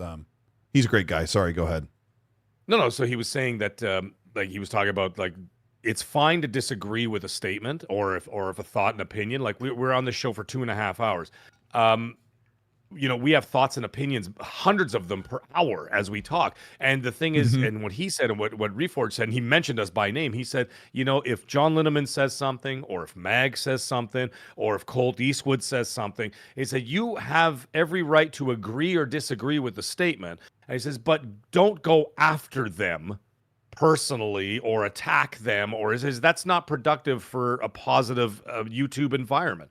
And he, like I said, he brought us up and he defended, basically defended us in a way, saying listen, if you don't agree with them, that's perfectly healthy. What's unhealthy is going after people and attacking them and clipping them and doing all the stupid stuff. For what? He's saying that also for self-preservation, because he gets personally attacked for his opinions or his the way he approaches things. And I got quite a bit of it lately because, I had kind of an angry, frustrated tweet about Microsoft, and I put out a video and a podcast that you were on the emergency podcast for half an hour, and somebody was like, Colt, you're finally now speaking out about this. It's been 4 days and you're finally saying something. I'm like, bro, I put out a 2-hour podcast with my close friends where we lamented everything against Xbox. And then I made a video where I reported all the news and sprinkled in my frustrated opinion because in my main videos, I don't load it with opinion because people are there to hear the news, but I made sure that my frustrations were in the video and in the outro. But people just look at Twitter and think that's the only place. And the guy made a personal attack after that. And then he's like, all right, I'm done. I'll cool off. But I'm like, attack the argument. And I really respect Paul Tassi from the Forbes. I would love to have him on. I don't know. Maybe he doesn't like me. I would love to have the guy on because I love his work. And he'll say things like, oh, Xbox is going to be dead for this reason. And I'm like, you got to go forward and go against the comment. Approach the discussion. That's why these people write articles. They want you to think about what they're saying. They're trying to sell you on their side of the discussion. But make sure that if Paul Tassi says Xbox is dead, or Chris Dring said, they're bringing Helldivers on this cratering console, and hopefully it does well. It probably won't. Was kind of his tone. Everyone's like, this one guy was like, Xbox is dead, right? Was it Nerds and Other Legends who's been here? I think it was. Nerds and Other Legends totally destroyed him and said, but I thought Xbox was dead, Chris. And Chris goes, well, who said that? He goes, you did yesterday in your article, and had the screenshot. Which is good because he attacked the argument. He didn't attack him, right? Yeah. Yeah. So my mouse is like, what's going on here? Let me read a couple super chats here. We've got KY Bob, thanks for the 5, says social media said Colt is a flip-flopper. KY Bob reached out to me today because he must have seen all the people that I have muted and blocked that were attacking me, and I was oblivious to it because I don't see that. But KY Bob That's why I says keep Colt telling me stop tagging me on people that I've got blocked, because then that stuff shows up in my feed. I'm like, dude, I don't want to see it. So that dude, the one I'm talking about, y'all know who I'm talking about. Don't tag me in any of his stuff. I don't care. Yeah, you know what I mean? We've moved on. I don't want to hear about it, and tagging it, just like somebody sent me a tweet tonight before the show. Hey Colt, this guy's going at you, and I'm like, so what? Go ahead. Yeah, I'm like, I don't need to know this. KY Bob says Colt is a flip flopper. Time to rename the podcast to PNC. Sorry, Colt. A bank already has that name. Appreciate you, KY Bob. God Emperor Sofa King, thank you for the 5. Says, have y'all talked about the business illiterate people like Chris Dring that doesn't know how huge businesses do gain and loss calculations? That's sort of a personal attack, but Chris Dring definitely knows what's going on when it comes to the industry. Meg and I corrected him pretty well on our behalf, saying Game Pass is not just one thing. Oh my gosh. Where is this? I got something from somebody. Hang on a second. I can't read that without, one of my friends sent me something in response to the Game Pass thing, but I probably shouldn't read it unless I've had time to vet it over and make sure that it's okay if I read it and ask permission. So, what's good? My mouse is like hanging up here. God Emperor Sofa King that with the 2 says pot mate kettle dude has done the same. Yeah. We covered it. So, one last one here. The Dilligath, thank you for the 5, says the people demanding you say something don't want to hear your nuanced take. They want to hear their words in your voice. Yeah, yes. because that's exactly what it is. I've got a couple of videos that are directly just about Xbox's mistakes that I've been frustrated with. I've got a video talking about why I don't want ABK to go through. But my wife said, don't even respond to these people. They don't care. They don't want their mind changed. They're convinced that you didn't want to say anything until you had to. And just for me saying, do your due diligence. Here's 2 video links. And some guy goes, you didn't say anything 4 days ago. You didn't say anything 40 days ago. And you didn't say anything 400 days ago. I had links for 4 days, 40 and 400 days for videos of me calling out Xbox. And Meg, you know dang well you and I sit here and we call it out when we need. We also tell some people, like, what are you freaking out about? Like, there's some things you don't need to freak out about. So we appreciate you guys. I just people ask my opinions on stuff. And the funny thing is, just like Dilligaff's a super chat there, it's not a linear line. You know what I mean? Like, thoughts do not just go, well, I only think this way, and I only say this way, and I only say this, and I only say that, and I only say this. And then if you veer ever so slightly off of that path, you're called names, or they try to put you in another category, or this and that. I'm like, wow, so I'm assuming in your life you only have one train, not several thousand trains of thought a day. You only have one, and it's like this. It's like the horse with the blinders on. That's how you operate. Yep. Highly unlikely. So it's for me, what it is at the end of the day. First of all, stupidity is number one. The internet should have never been made, to be quite honest, because I think this should have been like an IQ test, because unfortunately we have been inundated with stupidity by people who've been given a forum to be able to show their stupidity. That's number one. Number two is the hypocrisy of people. And that's where like immediately, like I had some jackass come after me again, saying that he says one thing on one podcast and then one blocked. And I've had that, and I've been following that guy. We've been following each other for 7 years. And I'm like, dude, I am sick of your shit. I've had enough of you. Get out of my life. Boom, gone. And then I heard from someone, oh, he wants you to. I don't care. If I blocked you, I remember you told me once, Colt, you're like, oh, there's a guy you blocked a little while ago. You went, no. If I blocked you is because you're being an a-hole then, and then you're going to be an a-hole again when I say something that you don't want to hear. Well, that's not how real life works, boy. Real life is that you have many thoughts at many times, and they change on a daily basis, if not on an hourly basis. That's how humanity works. That's how the brain works. If yours doesn't work like that, that means, as King David has so eloquently said, you're smooth-brained. Yeah, if I put out a post or a video or a tweet or whatever that's giving information that I think is happening, or if it's my opinion on something or a game I like or don't like, and you respond with the words "you're retarded," you're blocked. I was called retarded like 8 times. I mean, like that's not the only word it's not the only word we're called. Like, but if your first reaction is I don't like the information or I don't like your opinion, so I'm going to call you a de-essing shill or call me be disrespectful and use a word like retarded or something like that. Yep. You are blocked, and it's so simple. Yeah. It is so you're just there, and there's nothing wrong. Oh, some guy was the other day. Oh, I called out on his bull crap, and he blocked me. Here's what he said. He said, "How could you take free trips, free gear, and free access from Microsoft and turn around and tell them that they suck for laying off people?" And I'm like, and he had a picture of me with Sarah Bond in 2023, and I saw it, yeah. I don't want to personally attack the guy because he's already personally attacking me, but I'm like, how can you be so daft? That is literally the definition of integrity.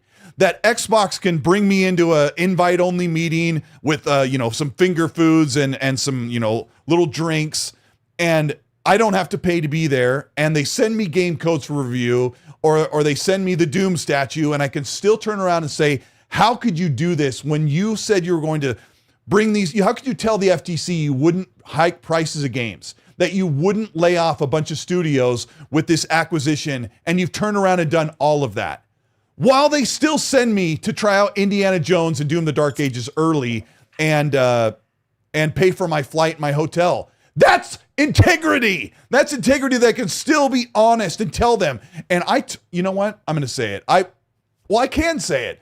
I talked to Tim Stewart. I talked to Matt Booty and other leadership at Xbox that said, Colt, we really appreciate your honesty. We appreciate that you report the gaming news, that you keep it reasonable, and we appreciate your opinions. And I had Xbox PR said, hey, Colt, we'd like to talk to you about this upcoming thing for the showcase because we appreciate your insight and how you report on stuff. And I gave them my opinion. And they know, they follow me. All these people follow me. They've seen me say, I'm so excited about Redfall. They've seen me say, I cannot wait to play Outer Worlds 2. They've seen me say, I think Xbox should ditch the ABK merger and use that money elsewhere. And they still send me to places. It's fine. The truth is, what Gilligad said is that they only want Mag to say, I hate Xbox. PlayStation is the best. They only want Colt to say, PlayStation or Xbox needs to die. PlayStation is the better console, because they only care about a really great example. I hope we're not boring you with this, but another great example is a guy in the community that everybody knows that harasses me constantly. He screenshots all of my tweets. The only time he ever gets traction on Twitter is when he talks about me.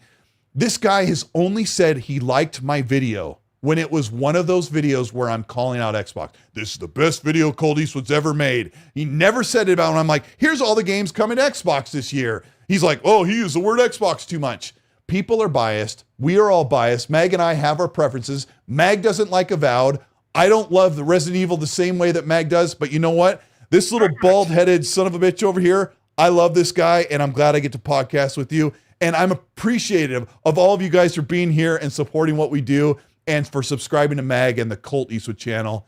That's our show. I don't want to drag on any longer. We had an amazing time. Mag, tell everybody what to expect this week. Oh, boy. Well, tomorrow night, first of all, what a wild show.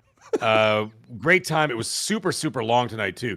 Look at that, 2 hours and 40 minutes. That's unprecedented. It'll never happen again. But either way.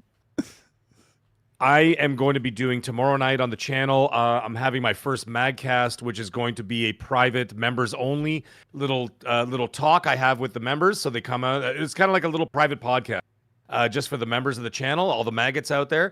Mm-hmm. And then it's going to be an opportunity for me to be able to talk to people and be like, hey, guys, what do you want me to stream next? I'm thinking of this, this, and this. They can give me, you know what I mean? Do a little vote on it. We could talk. They can ask me questions, whatever they want to ask me. And I will answer to the best of my ability and whatever. And then just have a little like chat and like catch up with everybody that's a channel member just do that. So Magcast tomorrow night, 9 p.m. for members only. After that, I may stream starting tomorrow night, depending on what the maggots want from me.